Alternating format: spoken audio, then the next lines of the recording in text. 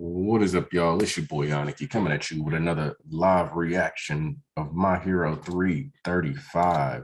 Let me know how y'all doing and how you feel to be alive. What's good with you? Starting a little bit later. Well, I know I've been all over the place start time anyways. But as far as intentions go, we're starting later. We started a little later today to make sure East got here on time. Hey, Lamar Arrington already in here. Let's go. MK the baby. Cameron Bailey. Got my people showing up. Got my people. Oh, Tanisha Greer here. All right, maybe this is just the better start time because some of y'all are just right here. It seemed like the ideal time at this point.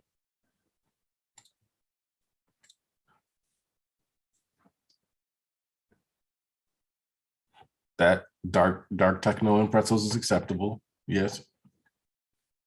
Joseph Ciola, another one of my members, one of the goats. Let's see. Oh, East already on it. Got that posted. All right. Hey, Thomas. Yeah, no, not being on my main thing is useful. Hey, Coyote. Okay, see, all my peeps pulling up pretty quickly. I like that this week. All right, let me stop by. Lets me know it's gonna be a good week. I know East was like, we gotta make sure it's all hands on deck. He was telling me this is a hype chapter this week.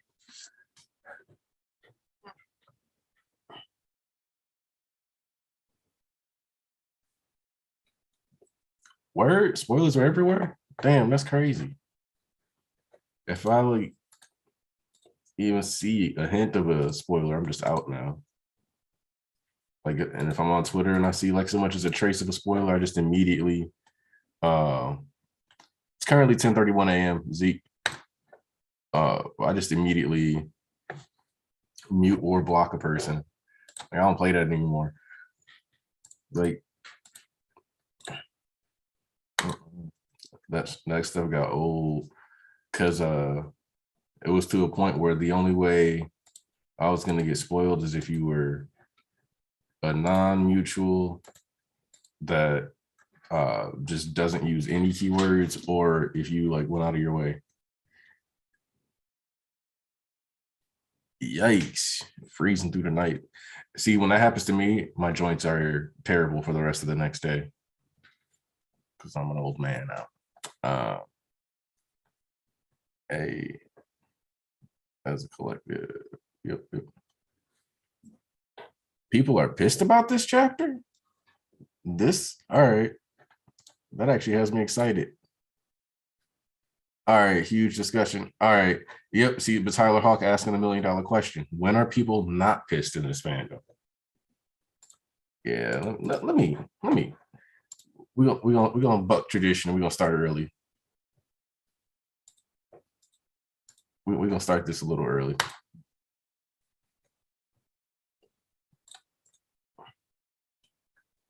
Let's see, zygotes. You know, it's kind of funny because that immediately made a 303 line pop up in my head. And one of the things that I've been thinking about is how weird it is that there was a time period in my life where I listened to 303 regularly.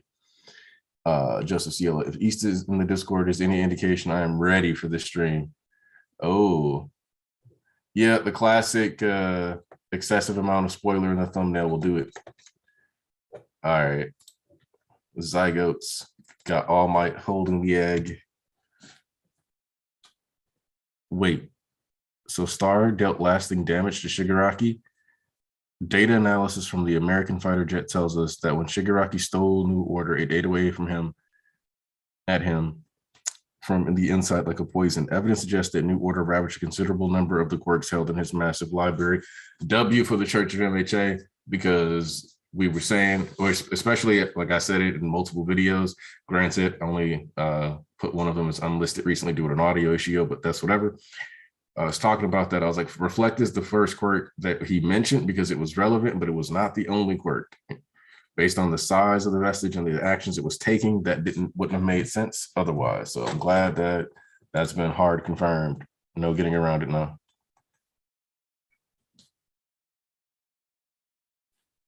One Piece is permanently spoiled to the extent that I don't even try to avoid One Piece spoilers. I just accept it. And then I just let myself enjoy the agenda piece arguments because some really good memes and arguments and gotchas come out of it. All right. So, okay, so that means right now is the world's best chance to take him out. The mass civilian evacuation effort continues, and all remaining heroes are now on the hunt for the villains. All for One may have suffered this setback, but figuring out his next move is nearly impossible. Whether we find him or he comes to us, full mobilization and all-out war is inevitable. Here's what you're up against. He may be sidelined for the moment, but Tomura Shigaraki is still the deadliest villain out there.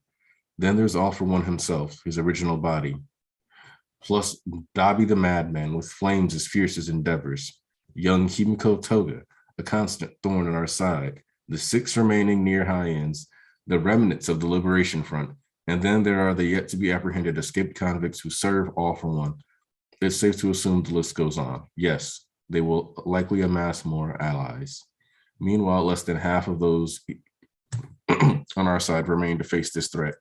It pains me to say this just after Star's untimely death in the line of duty, but if you hope to protect anything you hold dear at all, then I would ask you to fortify yourselves using this extension we've been given. Already way ahead of you. What he said, you haven't noticed because you and Deku left the school all night, and when you do return, you leave without a moment's notice. In the wake of Gunga and Jaku, we've been doing intensive training with the Pussycats, as much as we can without leaving the dorms. Why are you changing here? Damn, they're suiting up already. Where Midoriya goes, we follow undaunted. We shall fight until Shigaraki has fallen. Not daunted at all. Kanchan and the others even agreed to spar with me to help me complete One for All. Huh? I never said that I did some prison breaker rip. What? Did some prison breaker rip your ears off?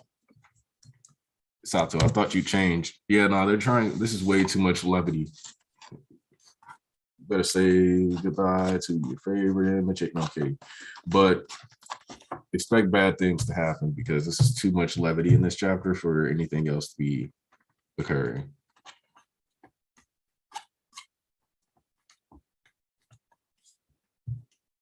Let's see.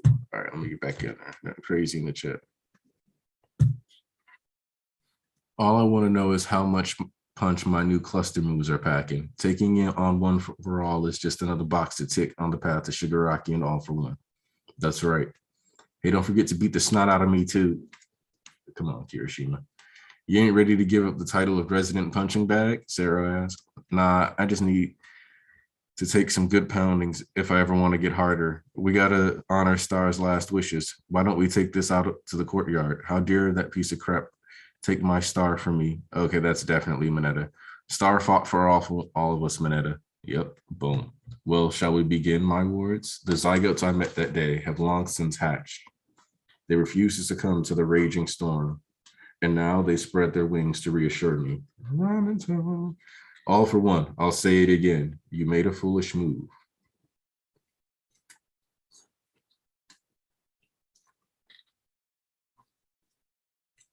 Those foolish villains picked the wrong fight because Class 1A is a mighty force to behold.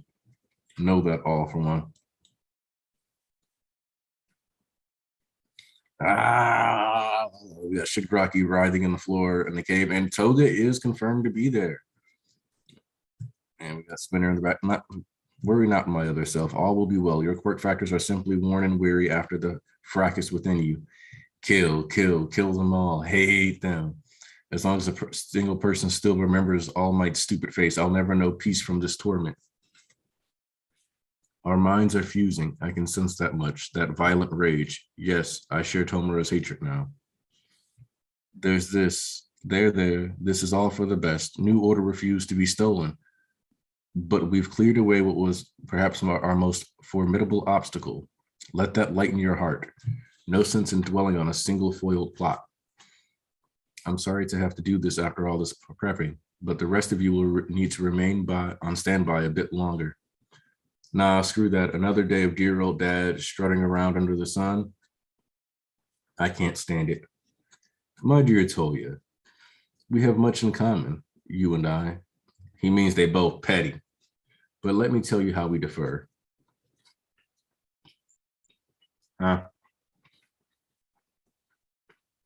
Listen well. When I find myself with a goal, I'm sure to plan out a number of routes to the goal, shall we say. To be exact, I weave my plots years or even decades prior so that I may employ a viable route when the time comes. A route that inevitably chooses that it inevitably achieves my ends. Now, the advent of my perfected vessel is delayed, and UA has welcomed Izuku Midoriya back into its sturdy halls.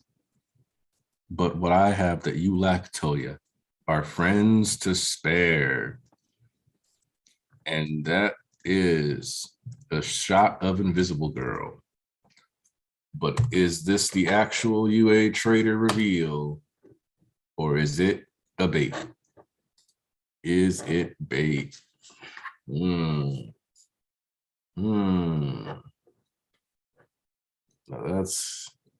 that's the real question there. Now, my question for y'all, real quick in the chat, do you think that this is hard confirmation that Invisible Girl is the traitor, or do you think this is actually going to be another bait and switch similar to the Aoyama chapters? Let me know.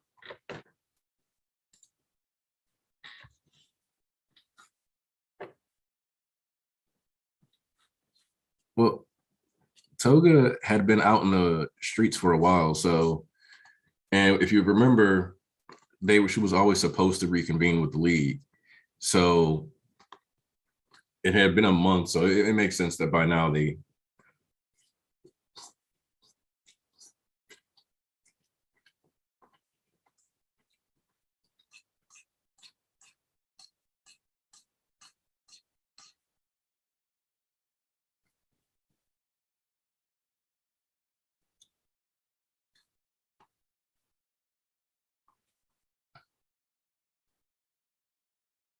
all right, let's see. I believe she is the traitor. She's not the only one. I think this is a part one reveal. Y'all isn't the clear yet. All right, so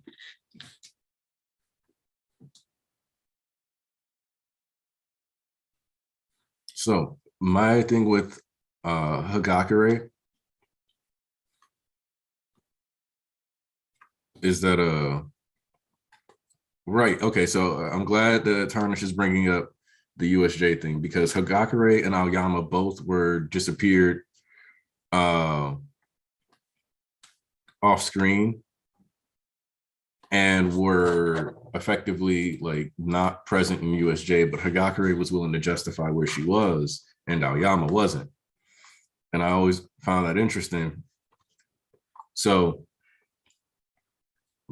do you guys think then, those of you who are saying Hagakure, are you of the belief that the secret that Aoyama was keeping was that he was teleported away to somewhere that led to him more or less being able to see that she was betraying them on some way, but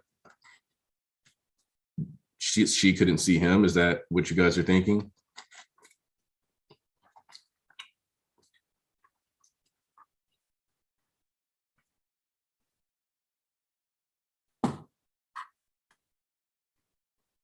I actually don't think Monoma's a traitor.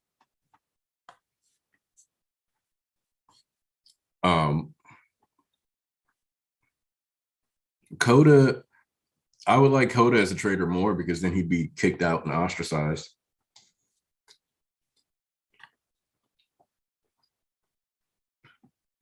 Now, assuming Hagakure is actually a traitor, I cannot justify Nesu being as smart as he's supposed to be.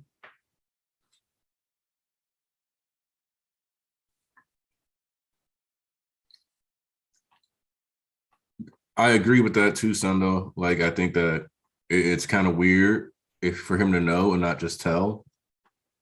So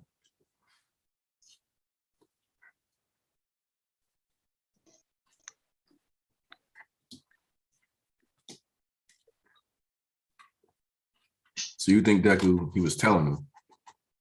All right, Turner. All right. Hey, Coda's a bum. What do you want from me?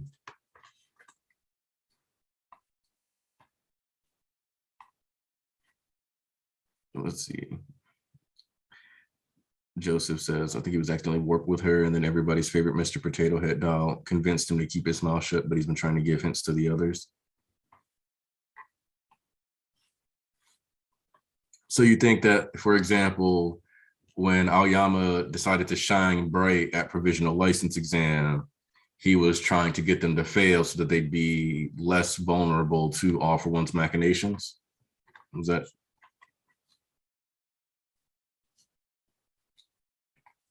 Well, Nezu being fooled isn't necessarily a bad thing, but it is kind of strange to think that he was able to do a thorough investigation on a 16-year-old and be wrong. You know what I mean? Ah, Archbishop East, welcome. And we got Who won it? I got it. You I got the issue. Like people. Hey, Bishop Ponzu. It's been a while. Let's to come through. What up, people?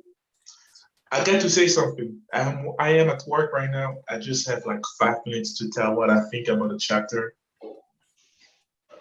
So, okay. Archbishop East, my bad. Maybe I can talk to you later, I will try to talk to you later. But right now, I got to say this chapter was a good one. It was trending this week. I thought that I got spoiled, but I didn't get spoiled, so I'm happy getting here.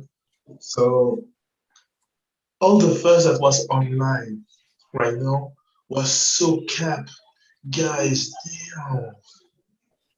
So all the bullshit that I saw online, these people were just even not talking about the chapter itself. They were just talking about theories that they're thinking that because one theory was right is that the most obvious character could have been a traitor is a traitor. And everybody thinks that death for one is possible. Damn, man. How does the brains work of the MHA fandom, bro?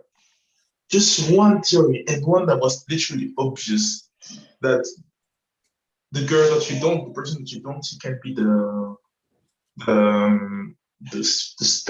spy. And right now everybody was acting like East. When I saw your comments, I couldn't understand why. But no, these niggas are dumb. But still, great chapter. I love how All for One explained how he works, and he called Shigaraki his other self, because he said that in the beginning that he gave his name to Shigaraki because he's like him. You know what I mean? I give you my name. So Tomura Shigaraki is maybe the name of All for One.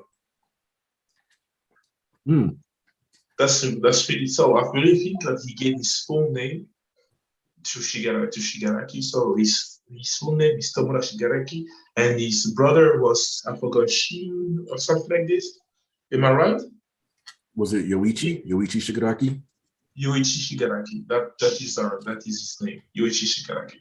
So right now we know the full name maybe of All for One, how they see themselves. But yeah, this chapter was just an explanative one. We see Daddy back, but this I really don't understand why they say that his flames are as fierce as Endeavor, because his flames are stronger than Endeavor in my eyes. You know what I mean? It depends. It depends on how, because a blue fire is stronger than red fire, harder than red fire. But from what I'm understanding, is that they're talking about like it is, that his blue flames become blue flame because of something else. So I mean, I really hope to have a great explanation of this. I hope that's looking briefly to the future. I can't wait to feel how, because that girl was always mocked for the invisible girl. Well, what, because she did nothing, her character was stupid, and so everybody thought the only interesting thing that she could have had was being the traitor. And yeah, it is true. So the question is to us is she not alone? Because he said he had friends to spare. So maybe she's not the only one.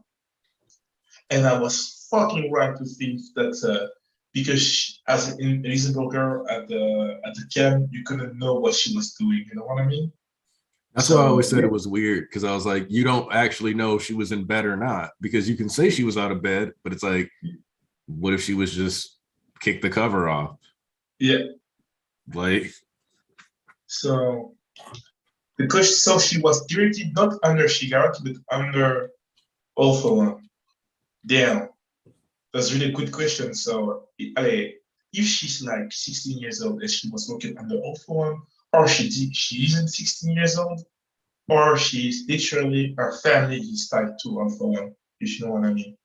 Because it can be like it's like a family being allegiance, having an allegiance to a lord. You know what I mean? So that all her family are like ninjas for All For One. That's how I see things because it's really weird that she's so young and she still know that that he saw her as a friend. This is how it was explained. You know what I mean? Because she doesn't have an allegiance, for what we see, to Shigaraki, but to All For One. So I can't wait to have the explanations how it is, how it works. But all the headcanons about her and the tail guy being together, it's gonna be it just plums. So yeah, I can't wait to see the next week to see how the fandom square goes. So yeah, these are my words. East, Yup. thank you for being who you are because the cap that I see online is sad. But yeah. Man, Well, them niggas pathetic. whoa, hold on, time out, Zephyr. Don't say we, because like Kaminari Trader Theory is one that I was really not feeling. I never felt that one. I really. Like, I so always thought that one was weird. So yeah, just get to say to you guys, like the stream, you know what to do. Like the stream, show your love, share it with your friends, show that Aniki is doing good job if you like his job. If you're on the Discord server, you know what to do. Follow my channel. I think my channel will be linked down below because normally this month I'm gonna drop my first video, so be there. But send it in the Bishop Circle so I can make sure I permanently link it. I Your will try channel. to my channel. Yeah, just send me the channel so I can put it in the Okay, description. good. I'm gonna send you. I can send you. So guys, I love y'all. My Alves, you're a true one. You know that. Nafisa, oh look up, and love you guys. I hope to see you again, to talk to you again, because right now I'm so busy between work and my studies. But normally, since we are back in the lockdown here in Belgium, I will have more time to talk to you. I really hope to see you again and to have fun and meet you guys. Bye. Aniki, East, Hey, do your job. Speak yeah. some truth to these people. Yeah. All right, man. Thanks, Ponzi, for stopping by. You know, start go. Appreciate you, Ponzi. Love you, man. And I had to do it. I had to because all the cap that I saw online, I was really curious about that chapter. When I was reading it, I was thinking to myself, why was everybody like everybody reacting like this? Coyote feels neglected. Give him some love before you leave, Ponzi. Oh, Coyote, I'm reading your webtoon right now. So right now I think I'm chapter 2. So I'm gonna read this again because even though I have only the time to read on Sundays, I don't read anymore. I'm just doing studies working. So when I finish it, you will see me active on your Discord. Okay. Sounds good. Okay. Love you, man. Success with your story. Charisma too with your story about our readers. So maybe you don't see me talking, but I still see me. I'm the dark side of the force on the Discord. So bye. All right. And okay, so I do want to hit up this Toga point that I'm seeing get brought up in the chat. I already got that. I already got something for that. Good, because I want to address that. I want to eat that alive because I really got something to say. Matter of fact, I already got more than 15 buzz points to talk about. So we gonna have a real good conversation with y'all. Because look, this is what I want to say about that Toga thing and why I think that's kind of weird to me. Her leaving was an arbitrary whim, and we got confirmation that they were almost like all the centers were blood testing everybody, isolating them for 3 to 4 days, etc., just to make sure that Toga wasn't infiltrating. We were already given a plot point that heavily established, like, yeah, we're not, like, the most we're gonna get out of it is her going in.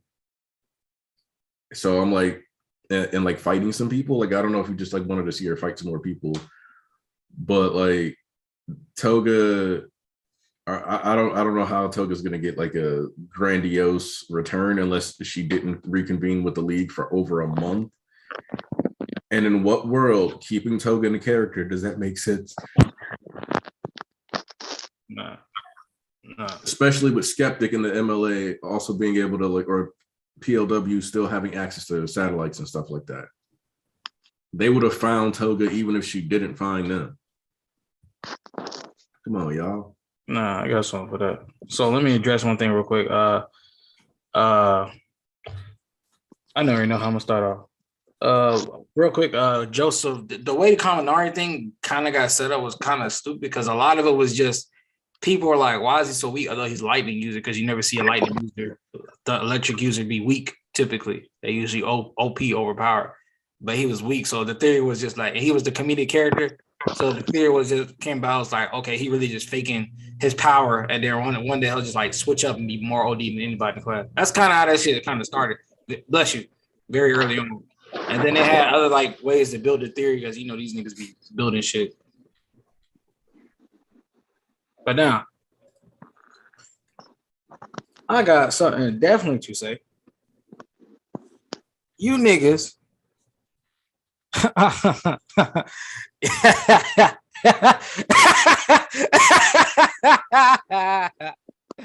You niggas are. A great, very smart man once said this quote right here. And you know what? Let me actually get it up so I don't even butcher it. I want it bar for bar because I want y'all to argue with this nigga. I want you to argue with this nigga. Insanity is doing the same thing over and over again and expecting different results. Albert Einstein. Everybody give it up for Albert. Let's go. Let's go, Albert. You know what that means? You motherfuckers come in here every fucking time, reach damn leaks, then you go off and you spaz off. And then you never, ever let anything fucking fully flesh out. You know what I'm doing? I'm doing callbacks today, biatches. I'm doing callbacks today. Because you know what? Let me pull back 327. What was y'all niggas saying? Man, if Horror Coast is dropping another cultural festival, I'm fucking done with this shit. This shit dropped. He always go right here. And he think he can do it, and he just pull back down and take it back down. Wasn't y'all niggas bitching at 327 about some fucking cultural festival? Where that shit at right now? They never even confirmed it in the first place. But I already told you there's no logical way. But guess what? Y'all didn't hear Horror Coast say the cultural festival the only time we ever gonna do something like this? Never again. Why would that even make sense? Then y'all knew they had 1 week or a few days. Shiraki was waking up now, and it's like, okay, they're gonna do a cultural festival. Like, it's like, bro, no, they never said that. They said they thought about the people and them being in that fucking the mind state they were in. I feel uneasy about the heroes. They were trying to make some way to feel better. But guess what? I don't see no cultural festival set up right now. All I see is them training their hardest and doing what they can and taking out some niggas before the final inevitable, final air quote, inevitable all-out war that's finna ensue once again. You think they're gonna be playing music and shit like that? I don't think so, because that's not what they ever said. But you niggas didn't give a fucking chance. You just jumped off the gun. And you never let anything play out. Again, time and time again, 327, then you niggas start switching up once again. You 2 chapter later, y'all switched up. Once again, I'm doing callbacks again because y'all just did this shit a couple weeks ago. Oh my God, Shigaraki got new order. He's unstoppable. Horikoshi broke himself into a corner. You didn't let shit play out as soon as he touched her face. But guess what? That fucking quirk is gone. I don't care what you, pointless. pointless my ass, because we're gonna get to that debate as to what actually is pointless. Because I got all types of ways, boy, that shit was not pointless and it helped the narrative. But we're gonna get into that later. Because I'm getting on your ass right now. I told you things, let stuff play out. All you do is jump the fucking gun every single time. And you know what? There's only one actual thing you can actually have an issue with this actual chapter, and that's the Toga shit. And then guess what? I'm really finna go off too. Actually, fuck it, I'm taking up a notch again, bitch. Y'all, I gotta go off now. Y'all had the only issue you can really have is the Toga shit. But guess what, nigga? I wanted Toga to come back to the league. Guess what she came back to, nigga? That wasn't the fucking league. Is the league sitting there? Is Shigaraki in control? Or is he being fucking fused with that nutsack face ass nigga on the sideline? Did he just get patted on the head, nigga? That's not him in charge. He didn't go to. They're not. The league is not there. She didn't come back to a fucking family home. She did not come back to a family home. You know the community that shit, that picture of Troy coming back and it's shit show. That's what she came back to. She didn't come back to her crew. We don't know what she did. She didn't come back to a happy reunion. But guess what? I've seen other ways. This is what y'all don't do. Y'all see one way. Don't like it. Don't give it a chance to see how Horikoshi could do this and spin us around. Let me teach y'all a trick. Spin the chessboard around and try to see it from another angle. I don't want to fucking hear the weekly excuse every single time because you keep getting proven wrong. So you know what that's proving to me? That you niggas insane because you keep respecting results and you keep doing this same shit over and over and you keep getting proven wrong over and over. I remember when you niggas was bitching about, the W, he could have did it, the Hawks, black people, ass. Guess what, bitch? We trending out the election, nigga. We trending out the election. So guess what? Let's see why Horikoshi did this, because y'all swear to God he rushed into the end, right? Let's flip the chessboard back around. Toga was supposed to lead the league.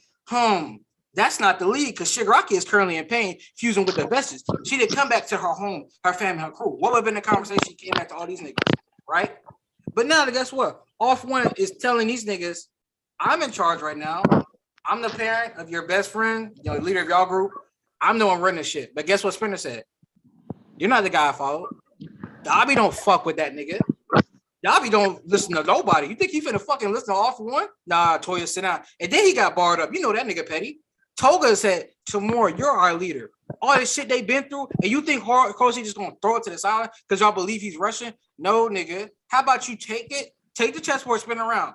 Let me show you what a theory looks like, not a doom theory or throwing the shit to the wayside. I've already come that same day, within an hour, I already realized, wait, Horikoshi could be writing this. But guess what you niggas did? You seen it, you didn't like it, and you trashed it. How about you spin the chessboard around like, wait, how about Horikoshi does this? What if, y'all was calling all these parallels that, the league saving Shigaraki, but y'all forgot about it, right? Because you seen something you didn't like. So let me paint this picture for you, okay? An actual good theory that Horikoshi can do. The league starts fighting with each other over the course of what happened, this, that, and the other. And then guess what happens? They bicker and like another, and then somebody spills out about Twice. It's death, right? And then what if at the end of that chapter, that the league internal arguing, what if Shigaraki overheard? What about Twice? What do you mean? And then he's like, and then next chapter, you have a whole thing of him actually finding out about Twice and him actually having that power and that rage to really go home and decay the Besties. Guess what? That's a fucking theory we can use. And Toga had reflection on, what she was doing. We don't know what the fuck Toga was doing the entire time. And it may not have been something that fucking special or spectacular, bro. It could have been her. Guess what? She just 17 going on 18. She could have literally been fucking depressed that entire time because her brother figure died. You know why the league is together and they fuck with each other? Because they got nobody else, nigga. Because nobody fuck with them niggas. That's why we in this society right now. Because that shit fuck. And guess what that nigga Twice said he was dying? You niggas ain't heroes. You throw the downtrodden people to the fucking wolves. You don't care about us. But guess what? Twice said, the league is my family. We the home, nigga. We the home. You think I'm finna, nigga ain't no bigger fan of Twice than me. You don't think I want Shigaraki's reaction? But guess what? I didn't get it yet. I didn't switch up yet, nigga. Because guess what? Y'all keep saying Sprinter had a whole month. Nigga, Shigaraki said as soon as I woke up, our consciousness was fused between him and All For One. Which means that nigga was sleeping that entire time. We don't have context of that entire time. So you can't just say, he had a whole month to tell him. You don't know what they were doing that whole month. He was resting, nigga. He was literally resting. When does the time come up? And they just gonna throw Twice plotline away. Where's the time to tell this nigga now? If my fucking bro, I'm in fucking pain that broke my arm, my leg, and my body's in pain. I'm literally exploding from the inside. Guess you gonna go tell me, hey bro, I know you in pain and shit, you suffering. Hey, but like last month, your brother just got stabbed and shot up. There's a time and a place for everything, nigga. And watch when that shit roll back around through the narrative. Fucking night I just got brought up 2 seconds ago. 2 seconds ago, nigga. With All Might. You think he gonna forget? He gave that nigga twice one of the best that's ever fucking seen, especially in this series. For someone y'all don't claim don't kill nobody, and he gonna bring that shit back, nigga. He gonna bring that shit back. And that's my fucking mama, nigga. That's my fucking mama. And I'm really going in today, nigga, because I spent 40 to get to work and come back, bitch, just so I could get here on time, just so I could tell you niggas what the fuck it is, bro. You don't never wait. You don't never wait. You don't ever fucking wait. But guess what? I got faith, nigga. You know why they call me undefeated at the East? Because I ain't lose yet. Because I ain't lose faith. All I did was hold on, bro. Hold on, have a little patience. But y'all niggas ain't got that. And shout out to my nigga Allen for saying you niggas ain't built for the weekly experience. Because that's fucking facts, nigga. Oh, my mama. That's fucking facts. Oh, Hori, that's facts. There's a lot of y'all young ass niggas. There's a lot of y'all big first years that's ongoing that you can't see the big picture. I fucking tell you every time this binge it, let it go. Let it fucking go. Let it ride. And guess what you do? You come back week to week and you fucking just, oh, jump the gun. Oh, well, because of the weekly experience, we're allowed to make this, that, and the other. So guess what? Since you keep doing the same thing, I can keep fucking clowning you for it, right? Okay then. So you want to use your excuse? How about this, bro? How about you try to fucking mature a little bit? How about you try to mature a little bit, okay, bro? Like, I mean, mentally grow up. Because this shit is ridiculous. Like, really, bro. It's like, I'm going to keep doing the same thing, although I get the same results. And the same results result in me looking like a fool and having to change my reaction and saying I overreacted and apologizing with this, that, and the other. So how about, let's take a minute. If I grow and I stop overreacting and just give Horikoshi a pass a little bit, then maybe I won't look like a dumbass all the time. Wow, that's crazy. Now I understand, like I said, and I always give you niggas leeway. Like I said, 327, the All Might shit, it wasn't as big as we made it out to be. I thought it'd be a bigger reunion, but it wasn't. I understand, I feel a little iffy about that, but guess what? That wasn't the last conversation him and Deku gonna have so go before this. So like, you see what I'm saying, bro? It's like, well, now that's that. You niggas bugged out Cultural Festival. Where's that at? I'm just so confused. You bugged out a New Order. Where's that at? And didn't y'all niggas just call them out parallels to Shigaraki and Deku? How about the league is alone with their homie and their boss, nigga, they fuck with, and they don't fuck with All For One? What do you think Redestro niggas were doing if they was right here right now? Okay, Master All For One. Hey, tomorrow, sit to the side. Let the big dogs have it. No, nigga, the savior, the liberator. This nigga was just fucking gassed up 2 seconds ago. What did the official say to me? Hey, Shigaraki may be on the sidelines, but he's still the deadliest nigga in the game. You can't really fucking come to me. And then you niggas want me to believe it's Rushing? Rushing? You niggas want me to believe this shit is really rushing when shit just keep getting set up off the back, off the side? Bro, I literally seen an arc plan right now. He said the kids got to go on the street, take out some niggas, right? All For One go be in there getting more niggas. So they building up more forces. The kids got on the street. Didn't they just set up Spinner's fucking revolution and liberation for the Heteromorphs, right? So Horikoshi just set that up. So he's not rushing that. So how about the kids go on the street and a new Heteromorph character comes about that was placed in prison because of discrimination like Chimera, right? You see how this came up with an actual theory in order of ways to plot to conclude? But you Doom Theory niggas just crush it and don't want to see things from the other side because you're so stubborn and stuck in your ways. And to me, that's more immature than mature. You niggas can really, I mean, I would try to help you, but you don't fucking listen. And Archbishop. Should I waste my breath on you? East, Archbishop. did you just have like a 15-minute rant and then end it with, how about you all just mature and stop overreacting? Because I say, it's how long I've been doing this shit, maybe 4 years, and these niggas don't learn that every time they do that, they keep continuously failing. I just find it funny that you have like this very long rant and then start about people overreacting. Like, Okay, you just reminded. Okay, I'm one of those people who got convinced to watch Big Mouth, and it does have one of my favorite lines of all time, which is "Stop overreacting before I kill you." So I love Big Mouth, man. Anyway, I wanted to say. So yes, the chat says hello. They missed you. yeah, hi. I just came into. I don't even know what I came into. what is it? I think it was about this whole thing was about fan reactions and not talking about twice apparently. Was that the conversation where you said it was so controversial, the chapter? It's because Toga is here right now and people expect a bigger reunion. But like I said, she didn't come back to the LOV. I mean, she's barely here. She's just exactly like we don't know if she just got there, what happened. Niggas just like a matter of fact, she literally just got there to a shit Oh, show. no. That's what I was saying. Oh no. On that, I do say that I don't need it to be a reunion either. Personally, my thing isn't about it being a reunion. My thing is about she's just there and there's no acknowledgement of her being there. That was the only thing. I know it's the context of the scene. There wouldn't be a place for her to do that, but that's the problem. Yeah, I mean, this scene is not about Toga for me. I mean, she's in one panel, I think, and that's it. Oh, it is. It's just more like it was a situation of her missing, and then they pointed out about like how like they were expecting her to be like try to sneak in or all that type of shit, and then out of nowhere, she's just there. I'm not saying that like ruins the chapter. Some people are putting that a little too far, but I do think that isn't that good. Yeah, I'm just really confused because East was like yesterday. It was the whole time like this chapter is so controversial. It's really like the controversial part that Toga is in this chapter, and there was no acknowledgement of Twice. Is that the controversial part? No, that is one of the biggest things, and then the other one is the traitor. Those the are biggest. I disagree. I didn't agree.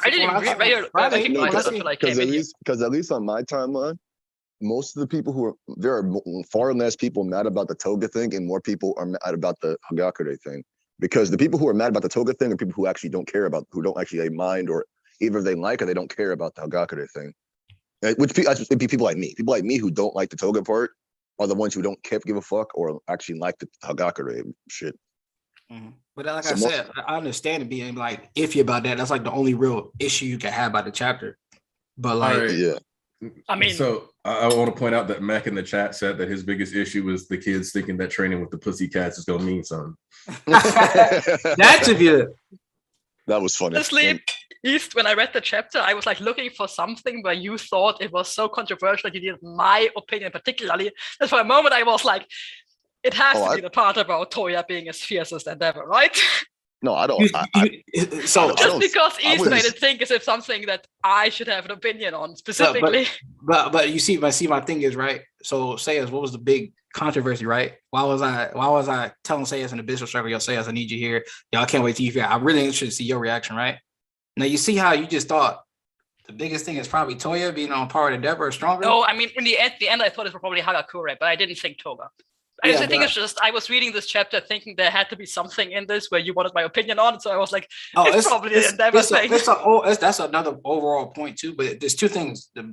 We'll get to like that later, the other thing later. But the first one is just like I wanted to see like your extra chapter because even so, Sayas like has interest in certain things, right? So she is mainly just the Todoroki plot line more than anything, right? So a lot of times she's more lenient to let other things just play out. And she's not an overreactionary person in the first place. So my being that if I use Sayas as an example of a person that don't overreact and has investment in certain aspects, and then you compare it to these other niggas, it's like you see how ridiculous it gets, right? Yeah. I mean, I have said it before that I have kind of had issues with how I thought a few of these emotional consequences were a bit brushed to the side, which I still feel like we could have gotten more into that, whether there was time for it or not, put to the side.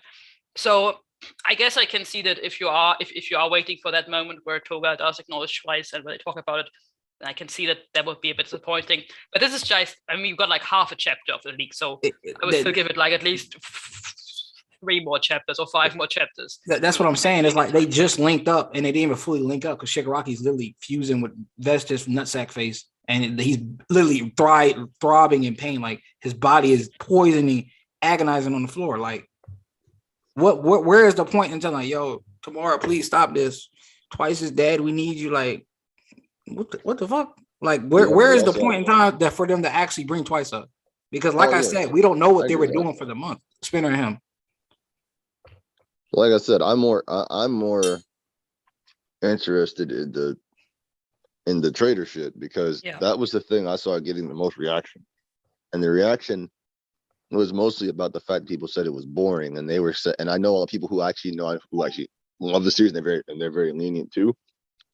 They said I thought it was going to be somebody I really cared about. Like the problem I had with that logic is you have to think about that for a minute.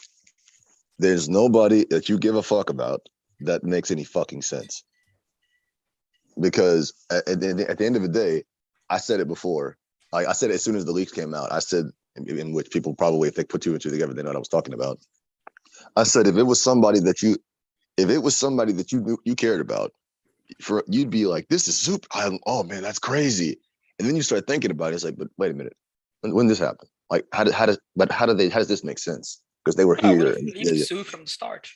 Yeah, and then they would start shitting on the fact that Hori just pulled the shit out of his ass. So really, there's no way he wins this. This is a loser. There's never any way to win this shit. Yeah. I mean, I think wrong. Well, the thing about that's the thing about mysteries. The thing about making a mystery in a story is the longer the mystery takes, the more ideas people get, and whatever you write will never be as interesting as what people have made up in their heads. So, so that was the only risk you run by making a mystery run as long as like this, which is about like almost 300, like about 250 chapters. But the reason for that is if we had to use logic, right? Mm-hmm. So we can't. So watch this. The next thing I was literally thought about this Friday. The counterpoint to like, oh, why it takes longer? We don't care right now. Well, guess what? They had no choice but for it to take this long because if All For One said that's his friend, right? Ujiko's not friends with All For One's friends, which means All For One probably had Hakaguri himself as the thing. How long has All For One been gone, right? The 2 times they attacked was the forest camp. That's how they got the info was her, right? USJ, how they attacked, the info was her, right? No attacks after that, right? That's because the person she's connected to in order to be the traitor she's working for is All For One, who was gone, who is now back. So therefore, it wouldn't have worked if he's that like, and she's like on how she contacted the league, and who says she even fucks with the league like that on that part, and we don't even know. And another thing is the people overreacting is like, hey, this is I got a perfect point too, real quick before we read Andrew's stuff. The biggest thing I got, the counter to all this is it was only 3 people that was there supposed to be traitor, right? Any theory. She was the longest rank out there a while. Then you had Ayama, then you had Nesu, right?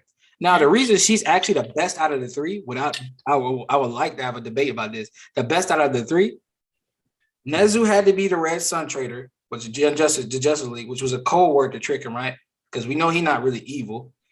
Ayama, we know is not evil. So by default, it would have been, well, so what dirt did they have or what did they make him do to keep him in check, right? So that's only like 2 ways you can write that. And it's like, okay, let's just see how this goes. Hakaguri literally have no idea what this shit goes, where this shit goes. We have no idea. It could go a bunch of different ways this shit can really go. She could have been faking it like Hawks, fake bitch ass Hawks faked on twice. Those 3 months, like she could really literally be faking her entire personality, like who she is. We don't know if she's actually like a fan of All For One, his lineage connection, and she like his family, like All For One had her family in the back, and she was raised up like how Compressor was raised up to be, that shit. It's like the theories, the way it's gonna work and expand upon is fucking greater than the other 2. He has all the room to do anything he wants to do with her. Meanwhile, the other 2 were only like tricks, one trick ponies. Well, for me, I think that it was a bit disappointing in the sense that it's absolutely going the safe route. So this is where, I mean, there's nothing about Hagakure because we basically know nothing about Hagakure, which could possibly discredit this. So, and it's also like we aren't emotionally connected to Hagakure that much. I don't know anybody who really cares about Hagakure. Let's say like that. So I think if you have a traitor plot, there's always a part of like getting an emotional reaction out of both the readers and the other characters. And with Hagakure, it's kind of the safe thing where nobody will be angry at him for doing that. Like if you had made Denki, which a lot of people like thought for a long time. I mean, let's just take him for example, who is a very beloved character. If he had made him the traitor, they would have been like outraged fans. And I'm not saying that he chose it because of that, but it is very much a safe option and not making us like her before. They could have absolutely made us like and care about Hagakure before and by giving her more screen time. Hold on. Go ahead. So real quick, super chats. First off, Andrew, feels like the church is the only place where people don't think MHA is ending soon. Meanwhile, we got Hori is pacing and closing the plot point so fast like he is a new jump author thinking he's going to be cut. Thomas coming through. Basically, the ending of One Piece BG and what the treasure actually is. So many people are not going to be happy Oda can't win. No, everybody knows that the treasure from the Void Century is going to be an 800-year brewed sake. I thought an 800-year-old straw hat. But no, like the thing is why I can see that it's about, to me,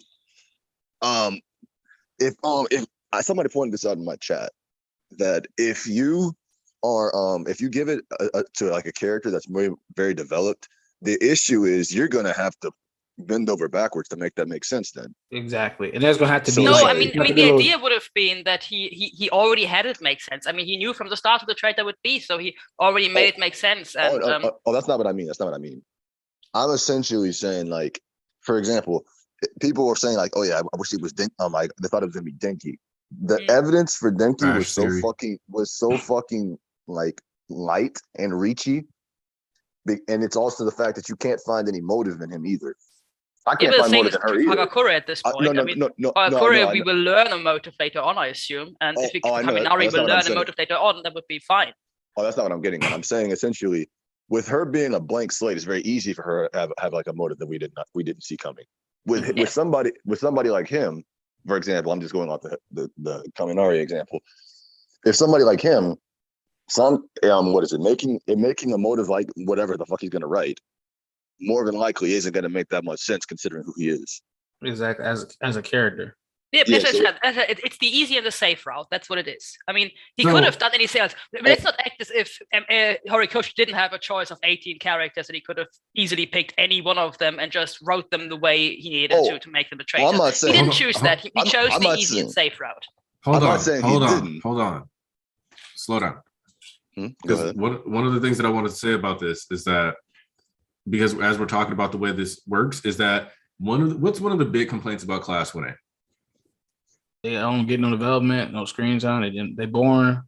Now, we see Invisible Girl all the time hanging out with characters like Mina, hanging out with Ojiro, like hanging out with people like Sato and Sero, basically the non-origin trio connected section of the class.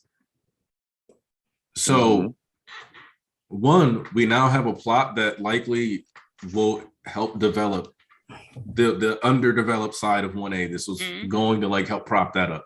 So I don't necessarily think this is the easier part, because he's basically going to be expanding on a whole roster through this plot point more than likely. But then also, it is worth noting that, like, if you think throughout the story, you can be like, well, Jiro and Deku bonded during Sports Fest or Culture Festival. Deku bonded with Tokoyami at Sports Fest. Deku bonded with Sato during Culture Festival. Deku bonded with Aoyama during Culture Festival because, you know, they had the cheese scene and all that other stuff. Deku and Ida hit it off pretty early. Same with Ochako. He eventually got things fixed with Bakugo. Sports Festival with Shoto. And like, as you start cycling through, and then like, we know that he trained with Sero. We know he was USJ with Sue and Mineta, basically being recruited into like his team. And like, you go through it, what interactions does Hagakure have with Deku? There are none. Exactly. Which, I mean, the other thing is you have to remember something. This is something I can't remember who the fuck pointed this out, but I love this. My favorite thing about this is that my favorite scene from the whole series was caused by Hagakure, which is the mall. Because you think about it for a minute, Hagakure, when they go to the mall and he's encountered by Shigaraki, the one who suggested the mall in the first place was Hagakure. Which means AFO likely told her to have them do something like that because he figured Shigaraki was going to be going down there. Or he was going to tell Shigaraki, go get some air, go do this, as a bait to like further intensify the hatred that Shigaraki had towards the class. You know, honestly, and what you said too, and this is my thing about this. This is my thing about the entire thing. He went to, and let me help say this here, because I think what she's saying is just more logical, because I think when you say safe says and easy, they think they kind of feel it as like a disrespect. But I know you don't mean it from a disrespectful way. No, I think it's just a choice that will not offend anybody in that sense. Yeah, it's the most logical route, right? I ain't gonna hold you. It seems like everybody's offended by this.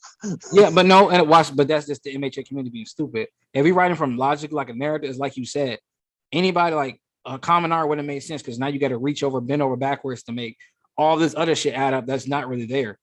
Meanwhile, we got like 2 instances, right? And if she's only directly tied to All For One, well, the off-screen instances will make sense when they just inferred there's a traitor. I mean, the argument I don't really buy is the whole bend over backwards thing. The idea is that he planned this from a while ago, and if you always plan to have Kaminari be the traitor, then he probably wouldn't have to bend over backwards to explain anything. He probably already had all his reasonings written out why he acted the way he did. No, I'm not saying. That's the argument for me. I still think he could have made anyone work. Oh, that's not what I'm saying. I'm not saying. I'm saying like as the story is written right now. I'm not saying like in an alternate universe where he had this plan from the jump. I'm saying as the story is written right now, anybody else would have to bend over backwards to do that. I'm not saying no, because if the story is written right now, he still would have had the reasons settled out why they acted that way. That's not what I mean. BG, I think what you're saying is that with Hagakure, there are no scenes we have to there aren't a bunch of scenes we have to go back to and recontextualize to justify them making sense. Whereas with Kaminari, there's a bunch of stuff that very much points against him being bad that you have to go back and justify him being so helpful in this situation, him being so helpful in that situation, and all these other scenarios. Whereas with Invisible Girl, she's usually incapacitated or out of the way. Well, because think about it. Think about USJ, for example. USJ, nowhere to be found. Fucking and the camp? She has no scenes at all. She's nowhere to be found. Mm-hmm. She made that one point USJ about, oh yeah, I was right there. He was like, shit, I ain't see it, and then nobody knew where the fuck she was at during other time. Yeah, that's what I'm saying. That's the problem is as the story is written right now, you have to really start. You have to go back on every scene these people are in, and you have to start looking at them and being like, how did this work then? Or what about this? I'm not saying he couldn't have written it differently, but I'm saying as it's written right now, because of how these characters act and are developed versus her, it makes a lot more sense in her instance than everybody else, because anybody else's, you're just like, damn, I don't know how this makes any sense. Yeah, and I'm just saying that to choose the character that you have basically nothing on, apart from a few gags here and there, which could easily fit into the traitor narrative, like the where were I during the USJ whole thing. That's the easy thing. Thing is, I firmly believe that if he wanted to, he could have written the story as it is and now named any character here and then given us reasons as to why they did all these things. Of course, it would be a bit more work for him, and it would have been much more work for him from the very get-go, because he would have had these reasons in his mind from the start why a traitor would act this way. And in this sense, it is easier because he doesn't have to do all this stuff. Mm-hmm. Oh, yeah, okay. But it's not impossible to choose another character. No, it's not impossible. It's just it's almost like bloat. Literally, that's what it feels like to me. Like it would be bloaty to do that. It's the word. It's the word. It's the way you phrase it that makes people feel uncomfortable with what you're saying. I'm talking about because she said easy, so some people in chat it's not what they just felt the word she used, but her point is still makes sense. It's just that logically, this was the easiest person, right? This is the most logical choice to use. That's the word. That's the way to phrase it. Because people I understand say his point, but people not. This the phrasing she used that kind of threw people off. That's what I'm saying. But let me say this real quick before I lose these niggas in the chat. So now I'm about to connect two people. First, Alves saying I do understand why people might have kind of stopped caring about the plot point with the lack of payoff for so long, even if I don't feel the same. But watch this. Dude, like I just said, perfect reason she didn't do shit is because she only attached to off one, right? Off one, I have friends, right? So she only in contact off one, only fuck with off one, and they only had one means of communication, and that way she couldn't even contact the league or wasn't really fucking with the league because she fucks with off one primarily because we don't, like I said, we don't know shit. This could even be a red herring, and honestly, this could be a whole grander plot. People looking at face value when there's literally one panel at the end of the chapter that indicates that she most likely is the traitor.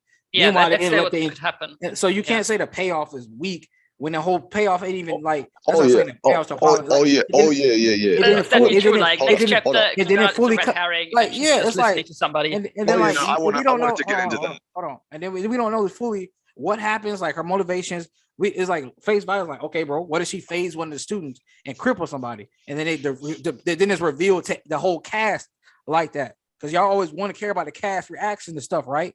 So let's keep it the same here. Y'all care about reactions and stuff, right? Within the characters, right?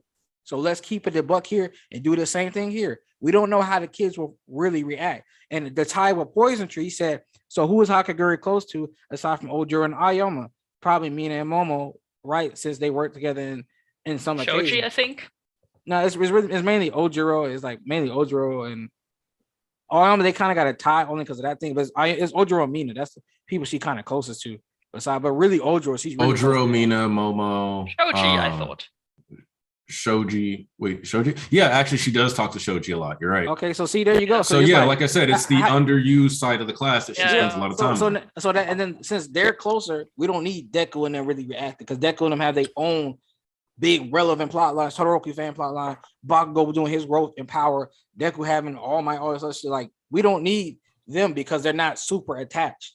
It's just like you don't fuck with everybody. You cool with everybody in class, but let's be honest, there are certain groups. If a teacher give you group projects, let's say make your group, you're gonna go with make 3 people or 4 people in your group. You're gonna go with the people you fuck with the most, right? It's like, yeah, we fuck with them. Like Deku may fuck with her, or whatever, or some of them, but they're not gonna be the core of it. Now, this is a way to give these other characters even more development and them being betrayed. And like I said, we don't know who she really is from here. She can go, or it could go anywhere with her, and they develop the characters. That's what I'm saying. Yeah. But people, my thing is, I've noticed that a lot of people are saying the reveal was really bad. I'm like, I don't understand how people are continuing to reveal, because I'm like, a reveal is not only you finding out what it is, you're finding out why it is.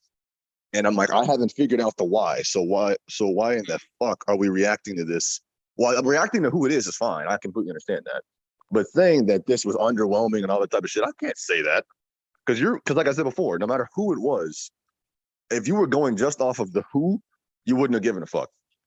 You would not have given a fuck. You would have reacted more if it was somebody like popular. But then when you start, like as I said before, you start thinking about the popular person, you're being like, and this doesn't make any sense. He fumbled. He just pulled the shit out of his fucking ass. Nah, hold up. That's the conversation we'd be having right now. I know. I don't think I see what I think I see in the chat. No, I'm not even addressing it. Yeah.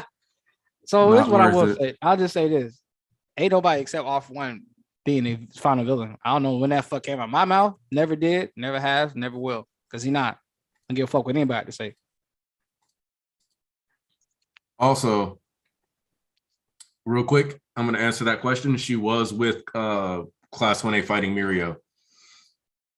I forgot to ask this. I mean, but actually, no. I want East's rationale. If she's really just there for this situation, for the traitor shit, then the question I have is then, and she's only connected to All for One. Then what's the motive? What's your motivation for still like being active? What do you mean for still being active? Like define, like elaborate even further so I can give you a proper answer. Active is essentially just going about his business as usual. Like what purpose she even had to still be there? Okay, but where would she fully go? Or maybe she was literally just waiting for him to come back. Just the same way Ujiko was waiting on All for One to really pull back up. Because we don't know, like I said, we don't know the conversation they had. Like literally, remember, he already planned to go away, right? He told him that was part of the plan too. He already planned like, yo, just in case I do go away. Remember, he had contingency plans. He literally said, I got multiple routes and multiple routes for everything. And this is who we talk about right now, All for One himself. So like we're built within All for One's character and being a nigga who he is, the safety guy. I got multiple routes just in case something fails. It can literally be like, okay, look, I still need you to stay here, or you be a sleeper agent, and then like just in case something happens to me, I will be back eventually, because he don't know what it would be like when he did come fully back. So he could just have her still sleeping there until it comes back, or she could even thought like, when he does come back, what goes on later. Like I could still have info. I could still be close to Deku and them, and I could get what he needs, right? Because we don't, like I said, we don't know the relationship, but we do know that All for One is the safety guy, the safety man, master plan man, right? Always a contingency plan. He already knew he was most likely gonna go away or he was gonna fall, right? So he could just he could still be like the havers. Like there's a lot of plot lines, like in other series, like or like not just like anime. I'm talking about like comics, all types of shit. You just still have the sleeper agent in there. That's what the sleeper agent is for. Like he left, but why would she leave too? Where was she gonna go? What was she gonna do? Because the league was on the run the entire time. So a safer bet, if she knew he was gonna come back or have faith he would come back, the safer bet is to stay there and sleep and wait for him. But like I said, we don't know. Like, what if she has an extreme admiration and realizes his genius, trust him, right? What if he blackmailed her? Like I said, we don't know. There's a lot of leadway and workroom that comes from this. This based off, we don't know shit about her, but we know about how off one works, right? Manipulation tactics, contingency plans, all that. So that's my rationale to that. You see, some niggas think, you know, we just be like saying shit, always got defense, but don't y'all, so y'all got reasons for this shit to be bad, but we can't have a reason for waiting and being good? Okay, then. See, okay, so I agree with like the whole, it made no sense for her to leave because one, let's say she actually is just 16 years old. What is she gonna do? Go like be homeless? Hagakure. Yeah. Like, what is she gonna do? Like, she could secretly be an adult pretending to be a child, obviously, but like, I mean, she could technically be 3 different people pretending to be one. Like, you know, so are you reciting? Are you referencing the Joker plot or something? The 3 Jokers? No, that wasn't the intention. But like, it's kind of like, and the other thing that I want to point out though is that, just thinking about it over again, especially with her being like one of Mina's best friends, there's a good chance Mina, because she was in the same party that found Midnight's body. Like, we don't know if she was with Mina and Momo when they like actually stumbled upon the corpse. But this means that, like, you know, we've seen a decent number of scenes with Kirishima, with Mina, with all these characters that we like that were there for at the site where Midnight died are people who interact with Invisible Girl a lot.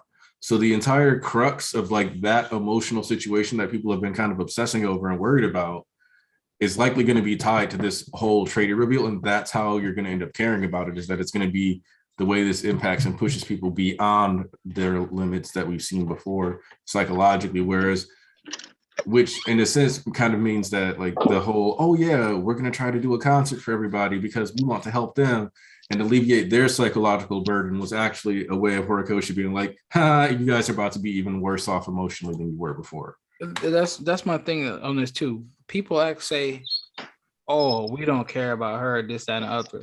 Nigga, I'm just gonna drop some names. Sun Eater, right? Muriel, Nagant, Cassie, the list, Toga, twice, Dabi, Comparative, Spinner. The thing keeps going and going. All it takes is one chapter and niggas switch up on how they view characters. Do y'all not know? No matter what y'all say about the writing, the quality, this, that, and the other, you can't deny to me Horikoshi still got it when it comes to writing characters and backstories. I don't care what you say, even that bitch ass Bird Hawks. Listen, I don't care what y'all say about the storytelling and this, that, and the other. Even now, you still to this day, that nigga know how to write a fucking character and their motivations and make you feel for them. A lot of niggas wasn't fucking with Cass when she first started, but by the time she had left, she was on here for like 4 chapters. You felt something, okay? I can give you a good example. You felt something. So I'm not trying to hear, oh, we don't care about her, this, that, and other. Bro, and it was bad. Oh, how are we supposed to care about this? You don't know. We don't know. That's the thing that makes sense to me. It shit hasn't even played out in any regard. Right now, it's literally just the biggest thing. Like, oh shit, it really probably is her. Now we don't have any like idea what happens from here. How do other characters find out what she does? If she cripples, niggas don't think kids dying. She can literally cripple somebody and they can't come back. You can't say she can't. You can say, they like, you can't say she can't cripple somebody and they can't come back and it affects the characters in other ways. Or you can't say like, I don't think Horikoshi gonna make her fully evil. She not like that. It's like, nigga, come on now. Like, what are you talking like? What are you talking about? You don't know her. We don't really know who she is right now. So until it's further fleshed out, I'm not trying to hear it because we don't know anything about the girl, the relationship, how it goes forward. And I'm not trying to hear we don't care because every single time Horikoshi puts literally 1 chapter, Kirishima, nigga boosted up the poll, got 2 chapters his backstory. It was a done deal. Niggas feeling for him. And I could keep on giving examples. Oh, I was going to use the Dobby one, for example, because I remember when that was first revealed that he was him, before they got the Dobby dance, niggas were saying that was still obvious. Well, who cares? And then the chapter came out after, and everything changed. Yeah, I was actually going to bring that up. I was waiting to bring that up because it's like Toya being Dobby being Toya was one of the most, possibly the most obvious plot point in all of MHA, and we loved it. Loved it. It's like I said, execution. I just want to telegraph stuff, and it's still. I want to say about developing Harakura's character. Absolutely. I mean, it's absolutely possible that we get, I don't know, 2 chapters, 5 chapters, and everybody loves her suddenly as the most compelling villain. But he at this point, if it turns out next chapter that she really is 100% the traitor, or I don't know, in 2 chapters, he missed the opportunity to make us care about her before the whole traitor reveal. That is, I think, what many people are annoyed about, that that there is not this emotional shock, which I think is something that probably Horikoshi never really intended. Because let's be honest, I think as a fan base, we completely blew this whole traitor plotline out of proportions. It was like mentioned offhandedly 2 or 3 times in the whole story. It was actually so kind of minor that for a long time, a lot of people said he completely forgot about it.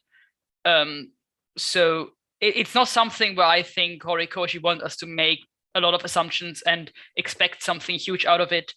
And now that it wasn't something where we got a lot of, oh shit, that's a character I actually like, or that's a character that actually Deku's best friend. We just blew it out of proportions as a fan base. Well, that's what I was getting at. That's what I was getting at, where I said that it's the problem of it went on for as long as it did. So because of that, it became way bigger in people's minds than it should have been. So now at that point, it became whatever they gave them ample time to come up with numerous theories, numerous explanations in their head. And now that the real reveal is far more low key than that. Because like, for example, even the Dobby one as a reveal, like figuring out who Dobby was a lot more, how I would say, telegraphed, a lot more like focused on than that. But just as you pointed out that this was more of a subplot, a minor subplot at that, it's being treated as such, and that's fine to me, because that's what it was. That's always what it's supposed to be. But because it was mentioned 3 times, and it's been in the works for 250 chapters, people have had the time to build it up as some bombastic, super important thing.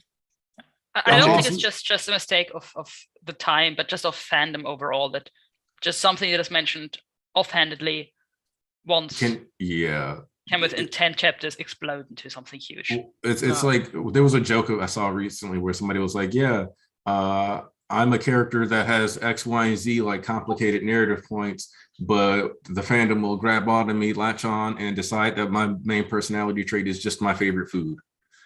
Like, like I watched Arcane, which if you have not watched Arcane, this is my shameless plugging of Arcane. I love Arcane. But yeah, what about it? Like even that show, like for me, I know like League of Legends. I played a lot of League for solid 4 or 5 years. And so it's like, I was like, no, Jason Victor aren't going to be gay because that's just not going to happen. And Vi and Caitlyn are going to be together, or this is going to happen, or this is going to happen because of the stuff in the game. But it was kind of interesting watching like fandom completely like take character narratives way out of their context because they just wanted to do that. And I was like, oh boy, you guys are going to be really upset next week when the next batch of episodes comes out, because that's not going down like that. And you're going to be sorry. In Arcane's case, there is, I guess there is one solace they could have possibly had, which is the fact that, well, the lore is a little bit different than the actual shit in there. Yeah. Because like the lore in the show is slightly different than the lore in the game, so it could have been different. Honestly, likely it could have. Honestly, thank you, Anarchy, because this was also one of my buzz points. I can start bringing them up because I got plenty of topics we can talk about now. Thank you for bringing this up, Anarchy, because I like 2 series I've been watching lately. Shout out, first off, Arcane is gas pack. Okay. It is. Also, Baki is that gas pack. Oh no, okay, I'm staying out of that. I'm staying out of that. Yeah, because you know what? I seen that piss scene that this fucking anti-Twitter shit like to post and this y'all manga. You see, I seen that shit in full context, and I get exactly why it happened. Y'all, so I can't stand anti-Twitter, man. Y'all some bitch ass niggas, but that's beside the point. Anyway, you know what I realized watching these 2 series? and why I enjoyed it so much. What? I had absolutely no expectations for anything, and I just binged the series. I didn't want to wait. Let me wait 3 months, 1 week, 5 days, and then see how this pans out. Next chapter, this, that, another. Or, I bet it's gonna go like this. And it's like, I think, and that goes to the point of you letting the theory build for so long that you really believe this is the fact way it should happen. And when it doesn't happen that way, then it's bad. But looking at these two series, I just be watching them. Just like watching them, and it was just fucking like, I was like, yo, this shit just gas. It is what it is. It just happened, right? Now I'm about to draw a comparison since we doing this, huh? So I'm gonna draw a comparison from Baki and then one from MHA, right? So there was this character named, I don't want to spoil the name, okay? Somehow I might watch Baki, right? There's one character really hyped up, really hope, like, oh, he the numbers, he next biggest nigga around. He put his money where his mouth is, and nigga was showing off, he flexed up, and then he lost to the bigger bad, what was set up, and they had a fight, and then that nigga lost, and then I was like, well, he left, but he had his whole backstory. He lost, and he came in the story and left, right? And then it just was what it was. It was a really cool character, had his backstory, came in, did his point, he just like left out. Now, if you know where I'm drawing a comparison to, same shit comes to Stars and Stripes. Horikoshi, she intended for her to come in and do her purpose. She did. It wasn't just a fight either. She had multiple ramifications throughout the story, which allowed for some things to even go down. So it's like, and just like she came in, did her point. So let me negate anybody, especially that one nigga in the chat that had his own talking about the point of the fight was pointless, right? And niggas, anybody that said the fight is pointless, because if I could draw 1 point, that means it wasn't pointless. But I got multiple, so let me debunk that. The Stars and Stripes was pointless, okay? And wasted is wasted. I ain't trying to hear that either. Y'all just wanted more from her, but he had her do her purpose. That's y'all fault. I told y'all about getting caught up in that shit about raw designs, but y'all don't want to listen. But let me get to the point. Stars and Stripes. What she did was, there's no logical way for the hero to actually win. I don't care. Y'all can't. I don't want to hear it because y'all can't give me logically how the heroes win. Y'all can just give me asshole. He's rushing, fumbling, this and the other. That's not actual shit. That's just bullshit. I want an actual way they actually win within the narrative because they're undermanned. Okay. So y'all really, I want to hear one, but y'all never give me one. Okay. So Stars and Stripes literally just going early and preemptively. She basically screwed everybody over, and then off one jumping the gun and meeting her there.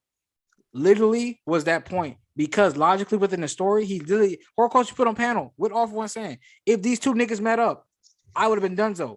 And realistically, if Deku hit his whole 100% and used the second quirk, and then Cassie's right there, and they had some other big foreign heroes come in, literally they could have beat Shigaraki right then and there. And then the story could have ended logically, rushed, whatever, but it could have ended logically, right, at the same time. Unlike now, they have no logical way to win. So also, they don't have enough manpower to win because Star Stripes getting bodied and the whole world finding out that shit literally cut all the ties to every foreign hero countries coming around to say these niggas. And then they also have a week to go do other things. You know what else I realized? Them having that week, they can go on the street, and it also expands back on the Spinner plot line because they say, go get the hero morphs, you know, Spinner, you that guy, you do your thing. So it's like, oh, wow. So watch this. What about these both arcs in MHA were 40 chapters, which was the war and overhaul, both 40 chapters, right? And guess what? They only took like 1 day. So if Horikoshi wanted to drop an arc with the Spinner and the racism shit, and it could be 20, 30 chapters, it could only be in 1 day over the course of a week they had. So that extension of time and them going in the field also gives them shit to do. Like y'all saying, like I see, all you gotta do is flip it around, flip the chessboard around, but y'all only look at it from one way. I've already seen ways the plot can be extended, another arc. We don't know where the fucking traitor plot line goes from here. Spinning that shit was just set up a couple of chapters ago. All this stuff, but y'all keep rushing.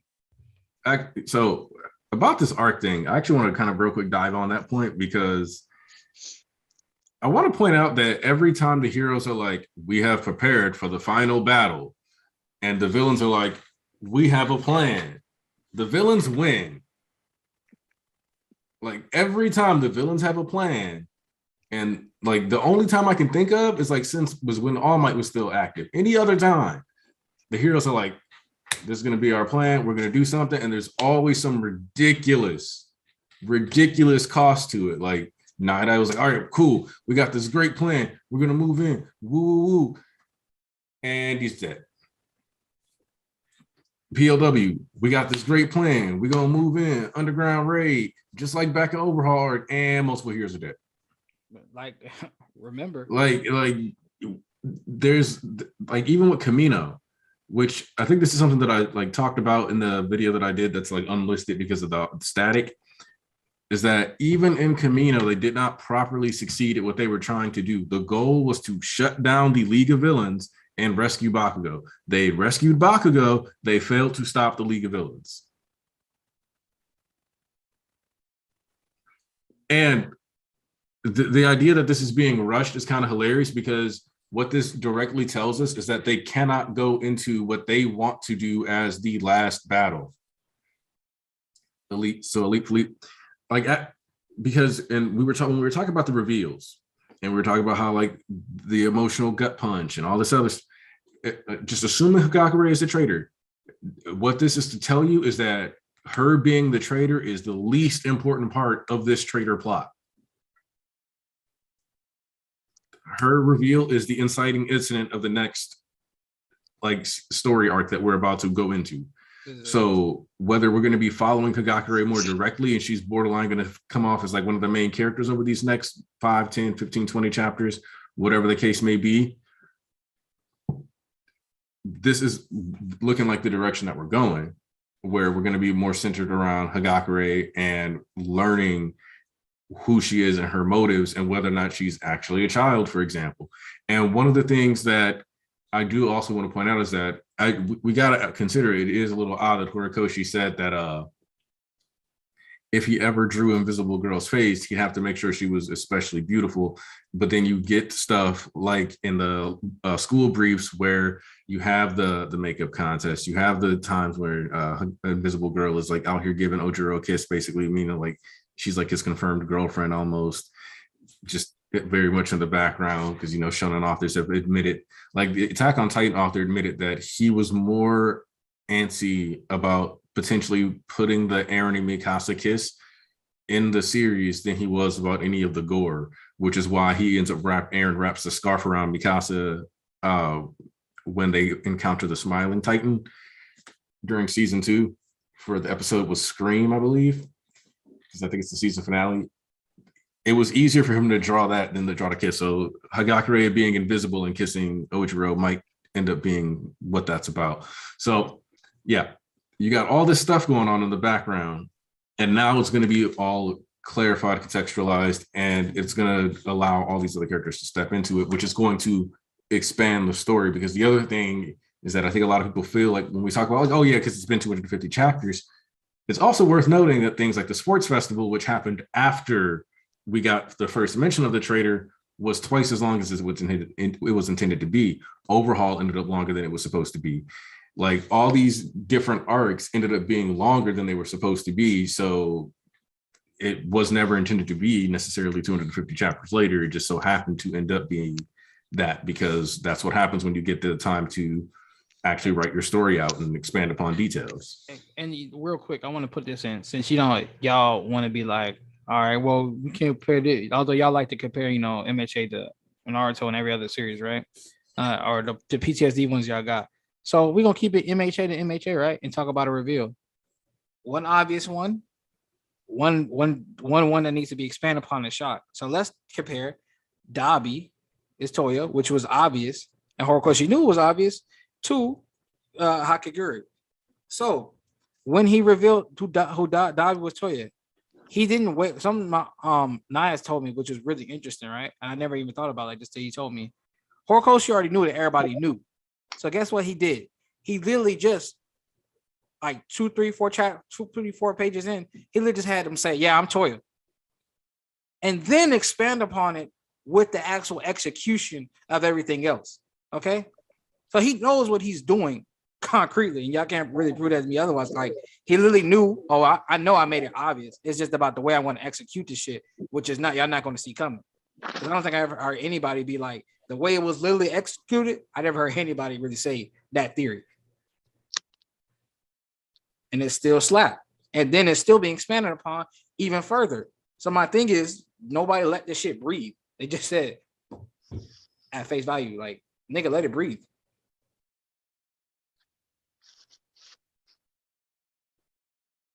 thought BG was gonna touch up on that.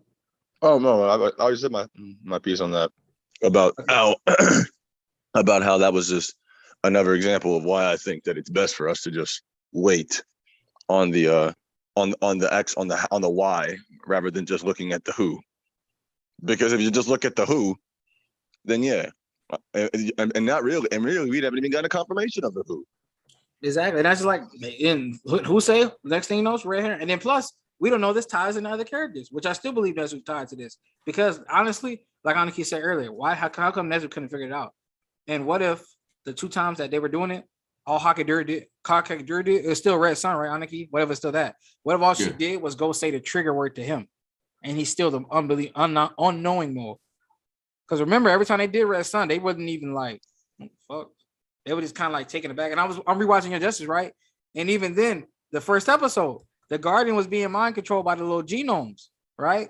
Mm-hmm. And like when he would snap up, he kind of knew where he was at and he was doing, but he would remember like as mind was controlled. Then he'd get back, he'd be like, what are you talking about? I'm doing my job here. But then like the little extra went to kind of warp his mind even more. So I'm just saying, it's like, that's what I'm saying. Like, we don't know the beauty in not knowing is the any way he can explore it. Because we don't, like I said, nobody can literally tell me right now, this bitch is evil or she not. We don't know shit. We know Ayama is still a good person in the heart. Yeah. I was gonna go on that fucking Young Justice example you gave. I mean, Young Justice is it's a bit different in this instance. I'm not saying that's a bad example. I'm saying I'm just going to speak on the differences here. That Young Justice, unlike My Hero, actually made that a big deal. Like the traitor point was actually an important plot point of that whole season, because of the fact that not only did they make it into a consistent point of concern, but they also gave multiple avenues for it to be a numerous amount of people. So at the end of the day, you had a whole bunch of guesses of who it might be, only for it to be a complete third party, in being Roy. And then when you look back on a lot of the scenes, you're like, oh God fucking damn it, this makes so much fucking sense. Because even this adds up. But so it's like the difference is My Hero, on the other hand, doesn't have all those options because they didn't have it, because it was as we said earlier, it was a minor plot point. So they didn't put a lot of focus into making a bunch of viable candidates. Okay. It was more because My Hero's a slow burn series. So what they do is all of the like traitor shit was all subtle shit that if you don't reread or you're not focusing on every little fucking point of conversation, you will never really catch. Exactly. Okay, but my clutch on that is just like this. It's like, well, once again, with that, it kept happening because War was still around, right? And he was doing things, and it makes sense, right? But within this, is like, once again, All For One was the only connection she had, not the League and this, that, and the other. And we don't know relationship. They really bending off each other. And then like going forward here, it's like now the shit is really starting. Okay. Like it happened 2 times before, but now we know it's her. But what if Horikoshi still has her going to meet and then everybody else getting set up, but they don't know? So it then like this, like I can create a theory, right? The niggas just be like, look, but niggas don't do that. They look at something, they don't like it. Like I said, spin a chessboard around, think about, let me see a good way Horikoshi write this instead of, oh, it's trash. Like, okay, so like this, let me paint a picture like this, right? We know, nobody else knows. We know, nobody else knows, right? So let's do this. Let's say she meets her All For One, or he gets in contact with her and is like, okay, now I need your help again. And we start seeing them flesh out their relationship and this, that, and the other, right? Then she makes a plan. Okay, Deku got danger sense. But wait, we don't need Deku necessarily. We don't need to take out Deku necessarily because Shigaraki gonna run up on that nigga anyway, right? They already know he's not strong enough. That's why All For One is not worried about Deku. They know he's not strong enough. He can match 100%, yeah, but how long can he keep that up? Shigaraki could do that all day. Deku can't, right? So it's like, okay, that's not their threat. So how about he say, let me cripple the heroes a little bit even more, or set these niggas up for a trap even more, and then diminish their forces even more. So we don't need Deku. Let's go on this mission with them, and we set these niggas up to do this, and then they get ambushed by All For One. And by the way, All For One smugglers still haven't come back into play, which will be here soon. And the fact that he's making a move on his own, that means he's gonna get his people, right? Because he told the kids to sit down, the young adults to sit down, let the old people take care of this. So once again, all these little things can come blending together and create an interesting narrative. So then it's like, We know Hakaguri is a traitor, but they don't know. And let's say they go into some like warehouse or something and do this, and it's like, oh shit, wait, it's an ambush, and then she fades somebody. You see what I'm saying? This is an actual theory and way things could go right, but niggas don't do that. They see something at face value and they just judge and just chump it off. You know, there's a lot of work room, but people don't. That's the thing. People don't think. They just. Are y'all sure that Hagakure is? It's actually her quirk that makes her invisible. Yeah, Horikoshi did say something about He said haven't that got the chance to introduce her quirk. He said her quirk isn't necessarily invisibility to begin with. It's just reflecting. It's just like reflecting because light. There's something that I wanted to point out with. It doesn't actually look like.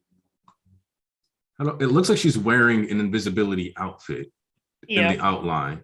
Because it doesn't look like you can see any hair or anything like that dripping down, and there's no reason for Hagakure to be bald, outside of just if Hagakure is bald for the sake of being bald. I mean, you can barely. To be fair, I see where you're going with that, but to be fair, you can't even see the top of her head either, though. So, but you can see the back of like the short hair, like the top of her head, the top half of her head is cut in half. Yeah. So you really can't see that. So. I would hold. That's an interesting theory, but I'd hold off on that until I can see the top of her fucking head. Because like, my other thing is, I'm just kind of curious about: is this like okay? Real quick, just out of curiosity, are you guys thinking this? If she's the traitor for sure, or you're thinking this is raised from childhood or extortion type situation? Considering, I don't know, man. Considering she was putting Deku in a position where he could have fucking gotten murked on the spot. I don't think it's she's being forced to do anything. I think the phrase that he has, what did he say exactly? Friends to spare sounds as if, at least from his side of the whole coin, that he thinks she does it of her free will. I mean, of course, he could be wrong and just have a warped self-view. That could, of course, be the case. But from his wording, it sounds like she's doing it out of her free will. Now, Aniki, as the Archbishop, do you know why I let those two go first? Because you had a whole rant prepared. Oh man, you know me so well. That's so beautiful, man. I love this community we have. Bingo, Archbishop time. You see why I let my comrades who I love so dearly go first? What's the key word that both of them shared? I think. When you know something for a fact, you don't say I think. You know what I'm saying? You say I know, right? Being that point just proved we don't know where this goes. Any odd route. You can't say for a fact Hakaguri is being manipulated. You can't say for a fact she's pure evil. Like I said, we don't know. But guess what? Based off the narrative in the story and vigilantes, we know All For One be having test subjects like this boy. He be having test subjects, all types of shit. If y'all really read vigilantes, he be making moves with Ujiko. They got a normal, this, that, and the other. Like they got lab rats and shit like that. But guess what? Also, what do they talk about? All For One does. He manipulates people. He looks like a fucking god to people. He comes at your lowest point, brings you back up. Hey, you want this quirk? Enact your raise tomorrow. Ujiko says, "Oh man, he came like a fucking Buddha figure to me." What does Makia see this nigga as?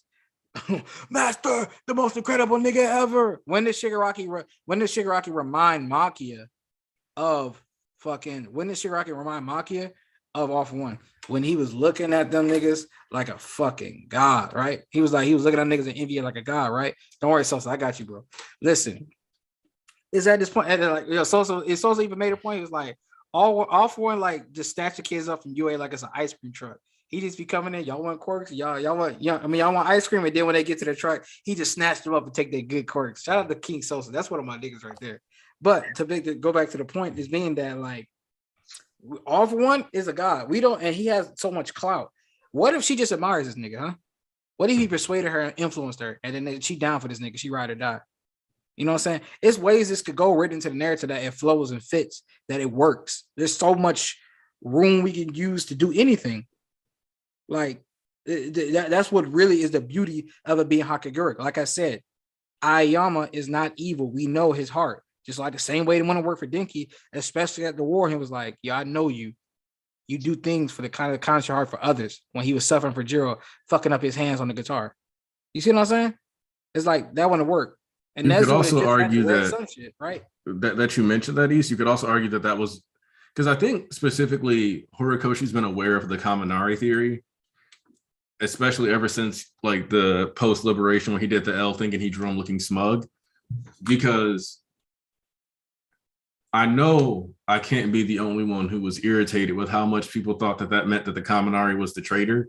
Oh my god, that shit came back. I was mad as fuck. Because the reason that like that specific bit of like quote evidence pissed me off so much is because I was like, dude, if Kaminari is confirmed to have been a member of the Liberation Front, that would predate the League even existing, but that would also mean that he wasn't a Team League of Villains stan. So it wouldn't make sense for him to have been like in the Liberation Front and being a traitor for them. So that doesn't work. That's the opposite of like confirmation of your theory. If anything, it would prove that he wasn't in allegiance with All for One the entire time.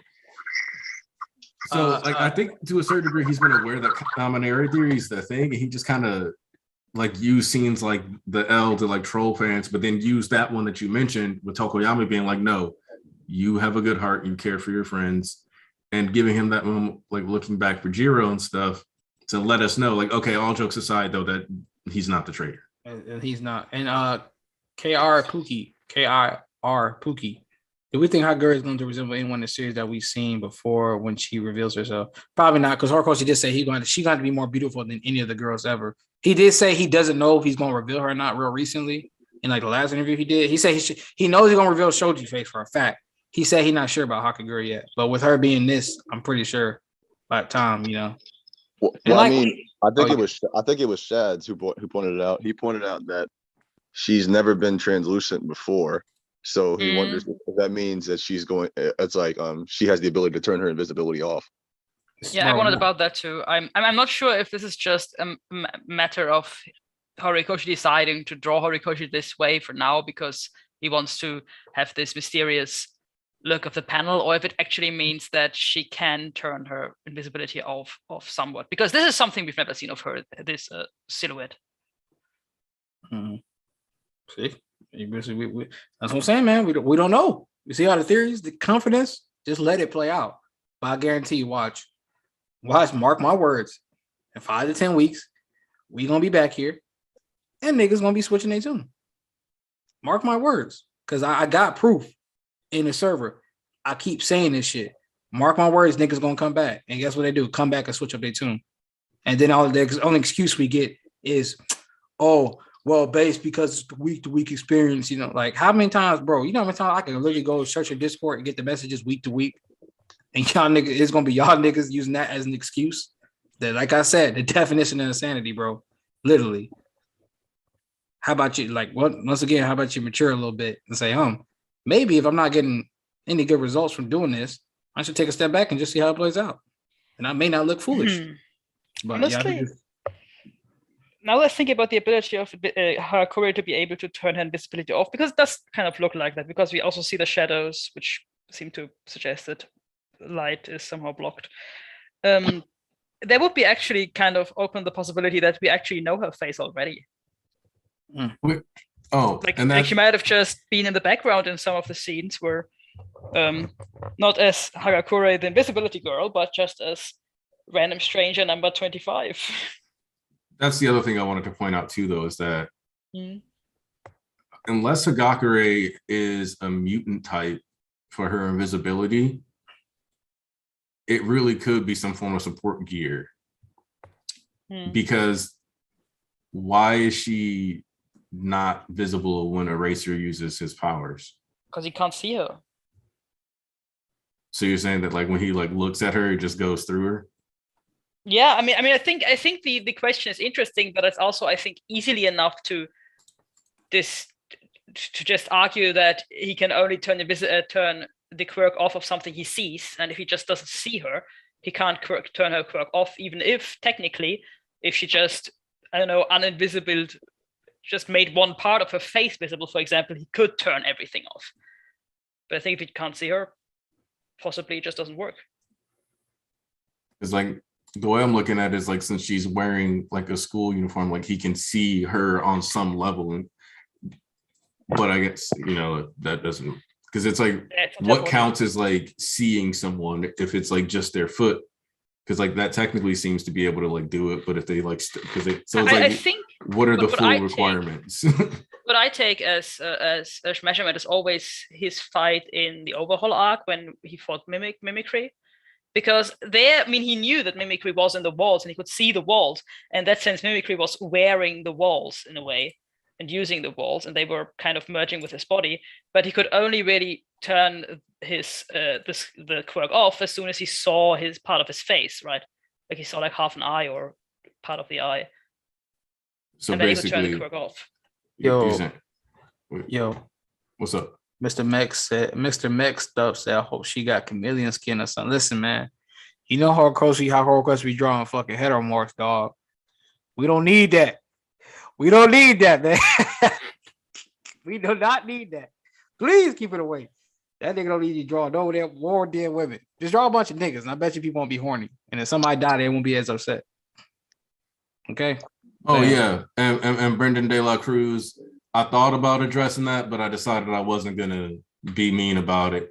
Actually, I have a Facebook group to go find an old comment and yell at the person, because I told them straight up, Horikoshi did not forget. They're like, it was from it. I was like, no, that's just a Tumblr rumor. Please stop believing it. Because somebody randomly on Tumblr was like, oh, Horikoshi forgot the traitor, blah, blah, blah. And it was like, when has that actually ever been stated or proven to be true? And it was like literally just some random Tumblr rumor that people wouldn't let go of. Are you talking about that fucking post where they said Hori went to some fucking random ass con and somebody asked, so when are we gonna find out about the traitor reveal? Oh, to be honest, I forgot all about that shit. I don't even know how that even. Man, what? What the fuck? Yeah, like somebody made up that he like just straight up forgot the traitor, and ever since I know, but it's just like, what the fuck do people be going, bro? It's not about the fact that it's not about that. There's two things about that made no sense to me.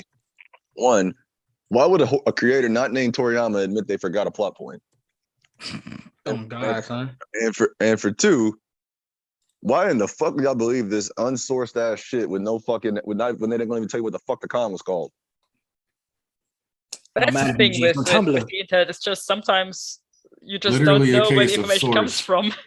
Like literally a case of source, dude. Trust me. I'm like, there's literally no evidence of this. Something as wild as that, I need evidence, bitch. Oh God. Like I don't know how often another problem is of course that A, I don't speak Japanese, and B, even if I did, I wouldn't have access to a lot of the interviews because they aren't always accessible.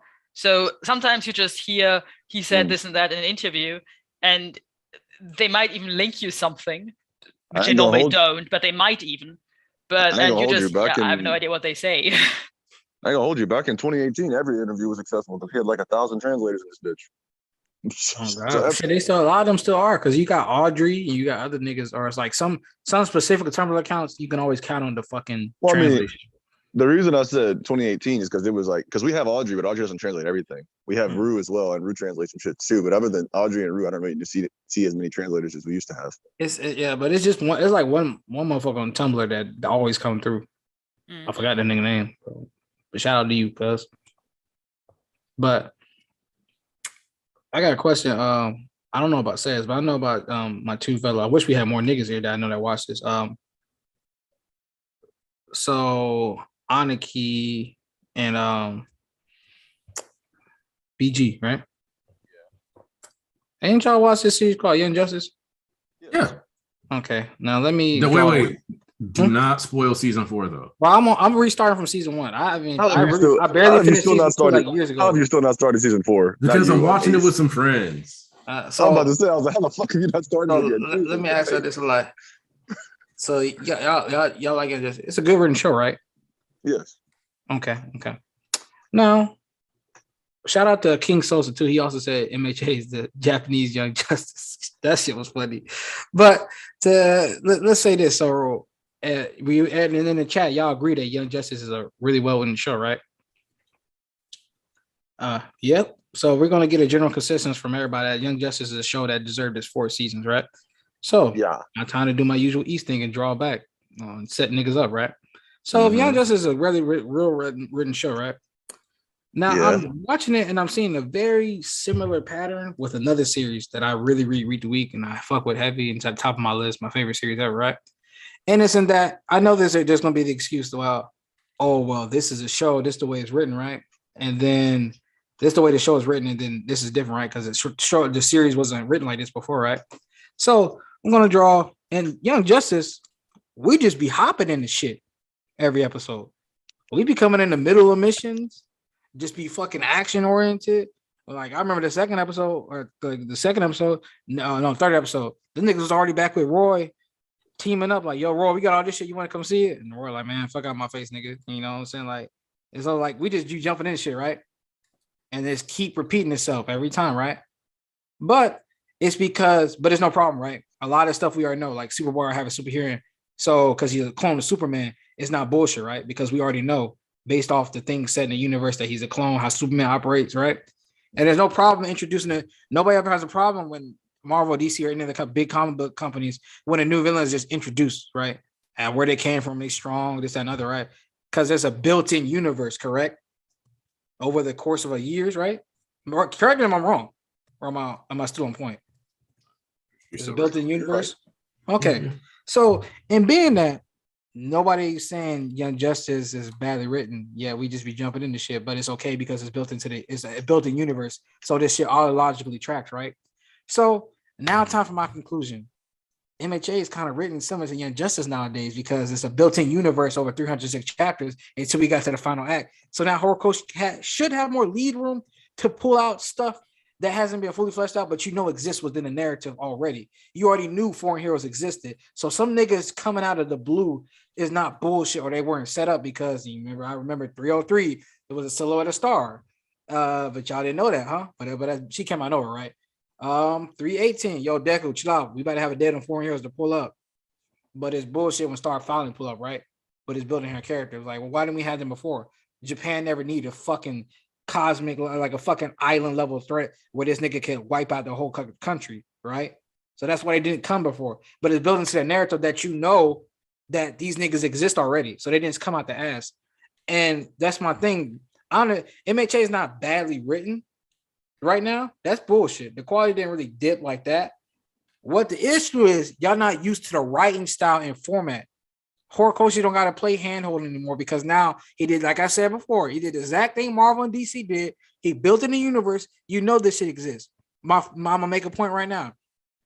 If a character come out of Tartarus or some other prison and they a villain because they were discriminated against because of quirk shit, can you call that bullshit? Or was it set up within the story with Spinner, the lady, the fucking heteromorphs? Was that set up right?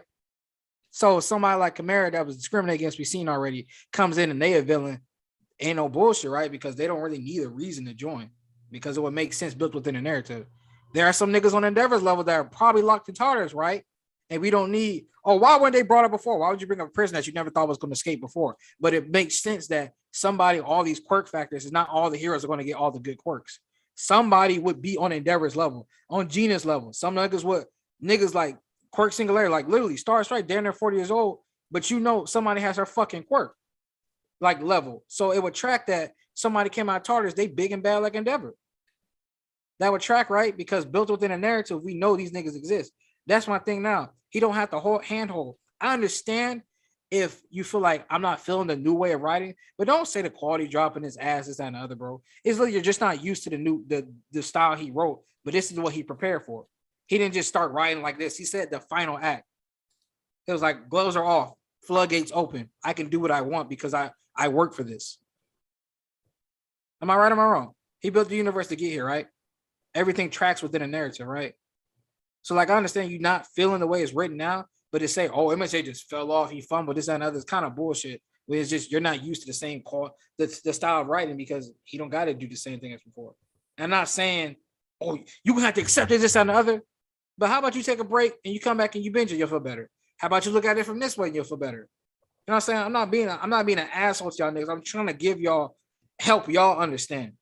But y'all just want to be assholes all the time and that shit. Or y'all want to be stuck in y'all ways. That's the shit that be bugging me. But when I say something, oh, it's always the same excuse a weekly. Oh, he fumbled. Oh, this, that, and the other. But all right, man. I told you I'm done typing y'all niggas. I'm not gonna talk y'all niggas in stream because y'all don't listen. So shout out to y'all niggas that do.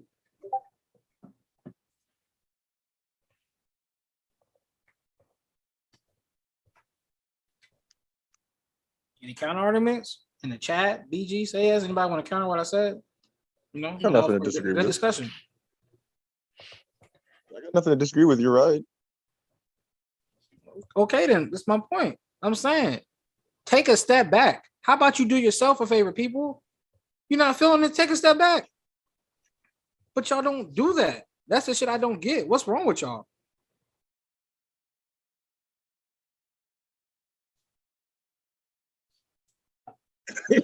Maybe I'm the crazy nigga. Maybe I'm the one that's insane. Maybe.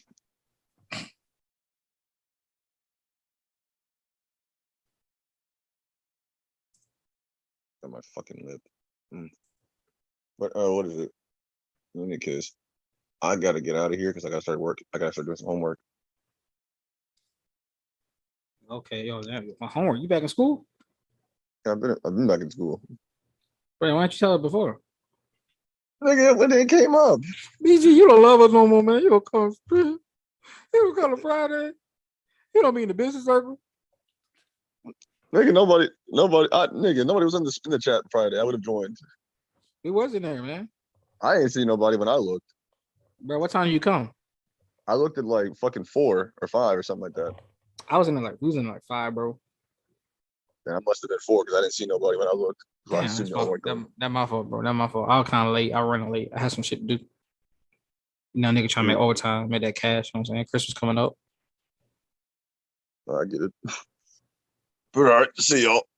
All right, B. You in the final thoughts? BG. Actually, we can start wrapping up. Okay, bet. Any final thoughts before you go, BG, bro? Oh, I think it was an okay chapter. I like that with the possibilities that this shit opens up. So I think we have some good potential for next week. And that's pretty much my thoughts. All right, man. Appreciate you coming by, man. Like Bishop Sayers. Schoolwork.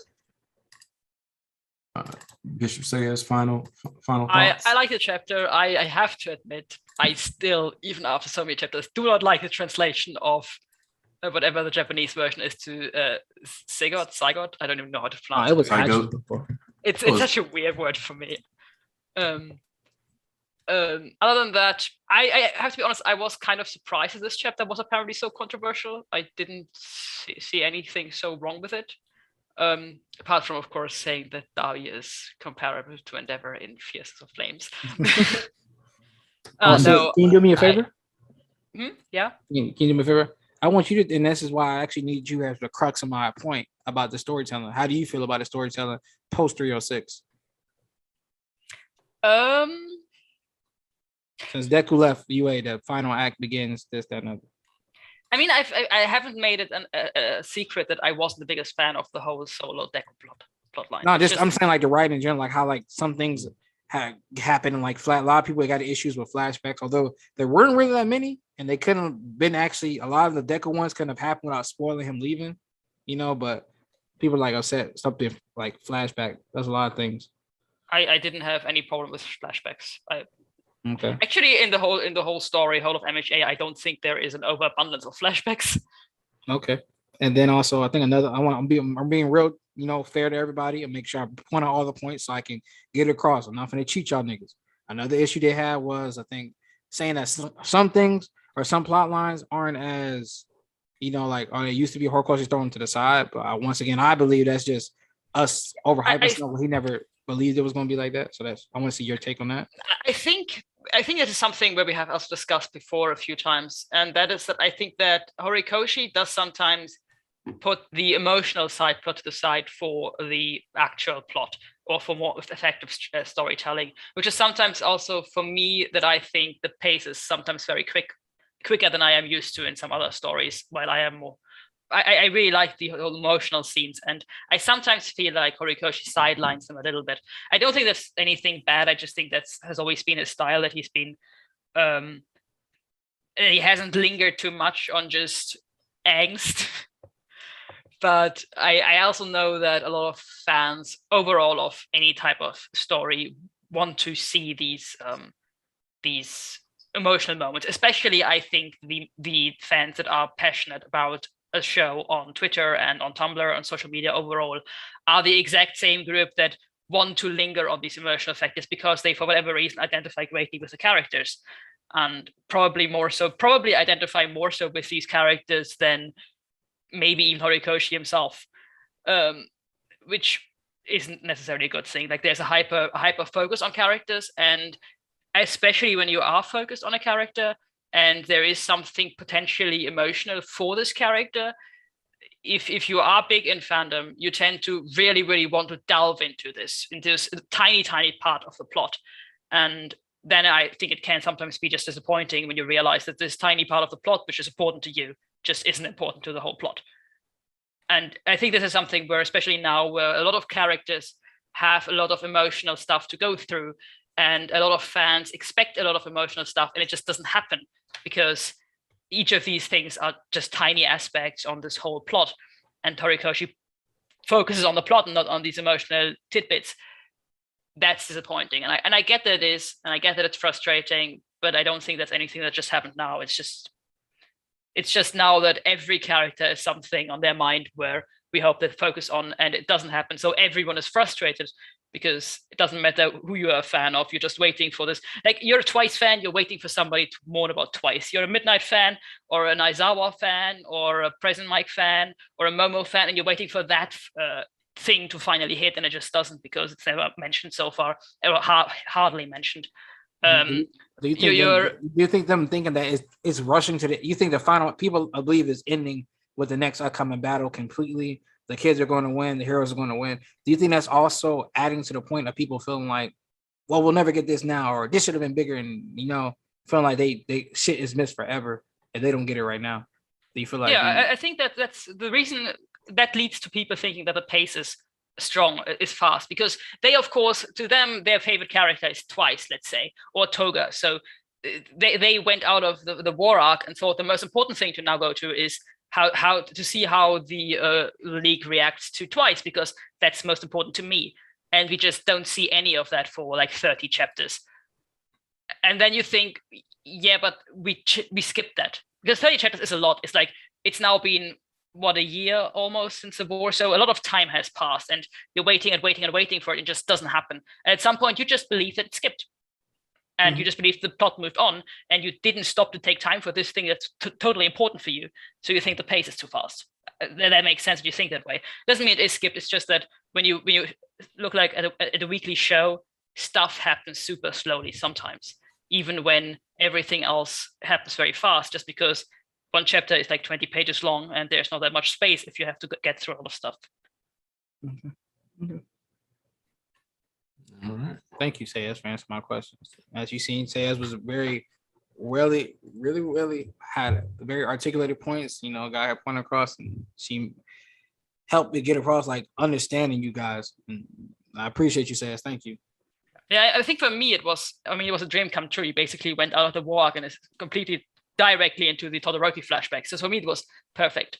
But I understand that if the Todoroki flashback is not what you're looking forward to, but you want to see somebody cry about Midnight, you didn't get that yet. Well, they did do that, though. That's my thing too. They're at the panel, them getting the body, they're crying. Even at the hospital, they were still distraught about the moment.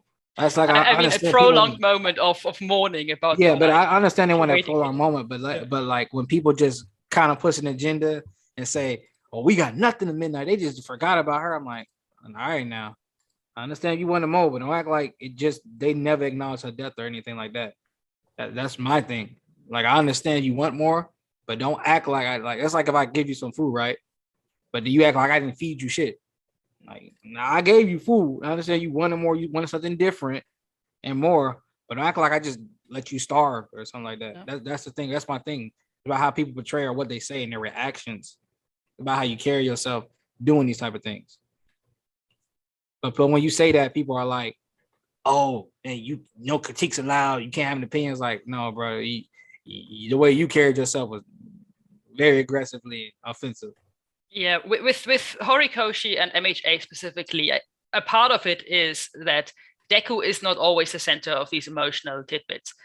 Not every time something happens, Deku is necessarily the center of it. Like, he is entirely away from the Todoroki plotline. The whole Midnight plotline, we have never seen anything regarding to, or hardly, never, I don't even know, hardly seen anything regarding Deku in regards to Midnight dying, because he's just not the center of that. And I think a lot of other stories have, when somebody dies that the characters, the fans relate to, it's also a character that is important to the main character. So when this character dies, you will get then an emotional reaction by the main character, which here we didn't necessarily get. And it leads to the situation where there's now just a lot of stuff that happened that is interesting to a lot of different characters, and the plot just moves on because Horikoshi has always been very plot focused in this sense. But in that regard, that's one thing I want to talk about too, is like, well, Midnight was close to specific people, not just Deku and everybody. Like, it would have been like awful, you know, like he really like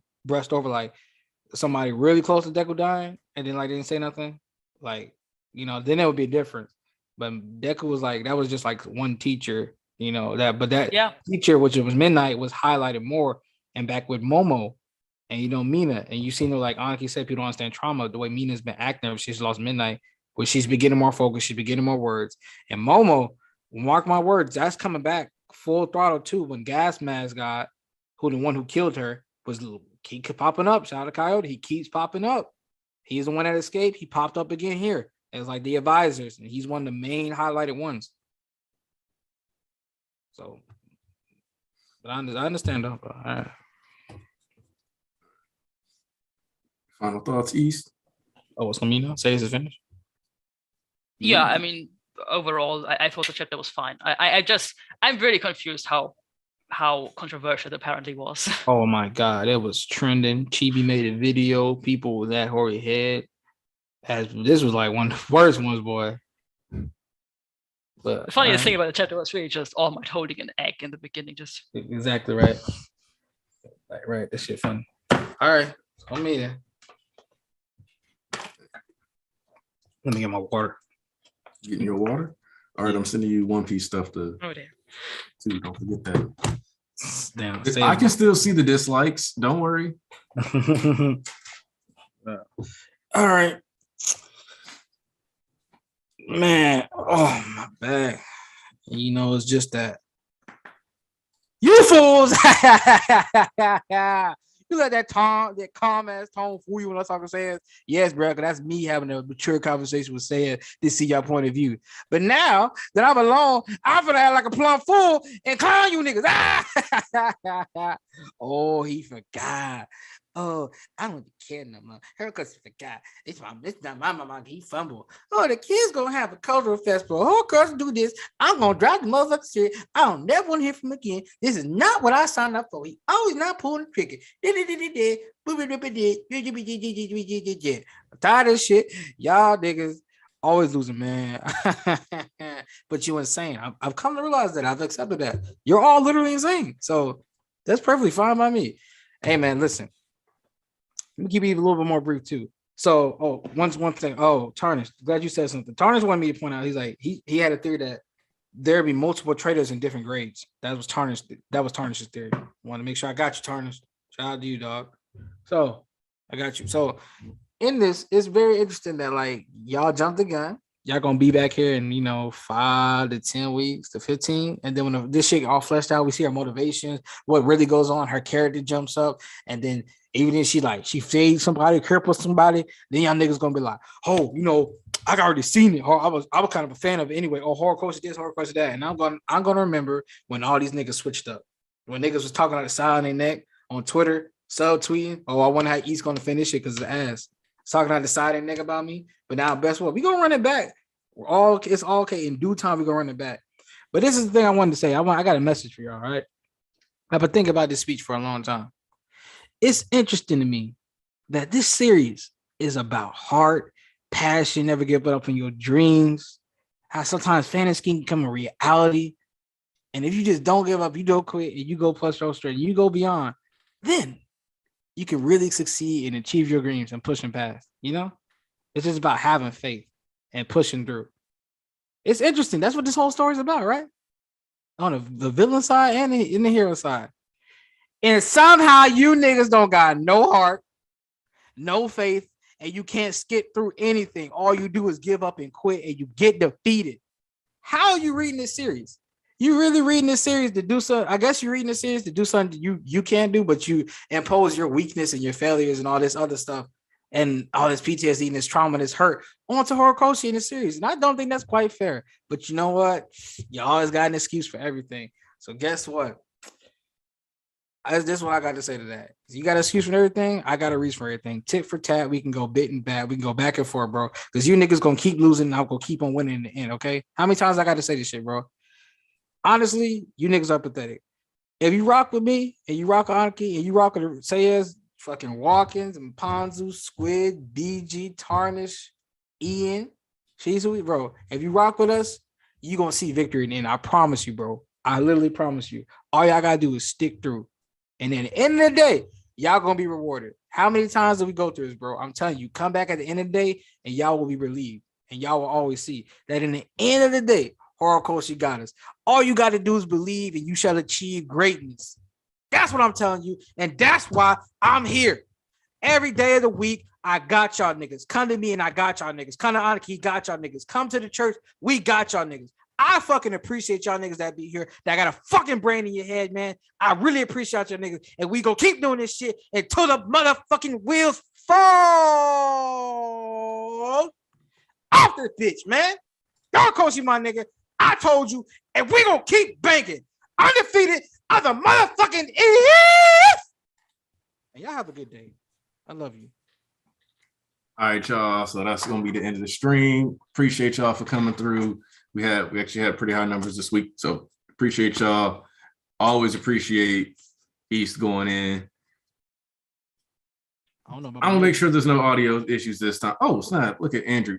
He stopped generalizing. Those people never said anything negative. We allowed to judge weekly. Also, look, I haven't said a lot about it, but I'm gonna be honest with you. East is right when he says it's not smart to be trying to whiplash knee jerk every week.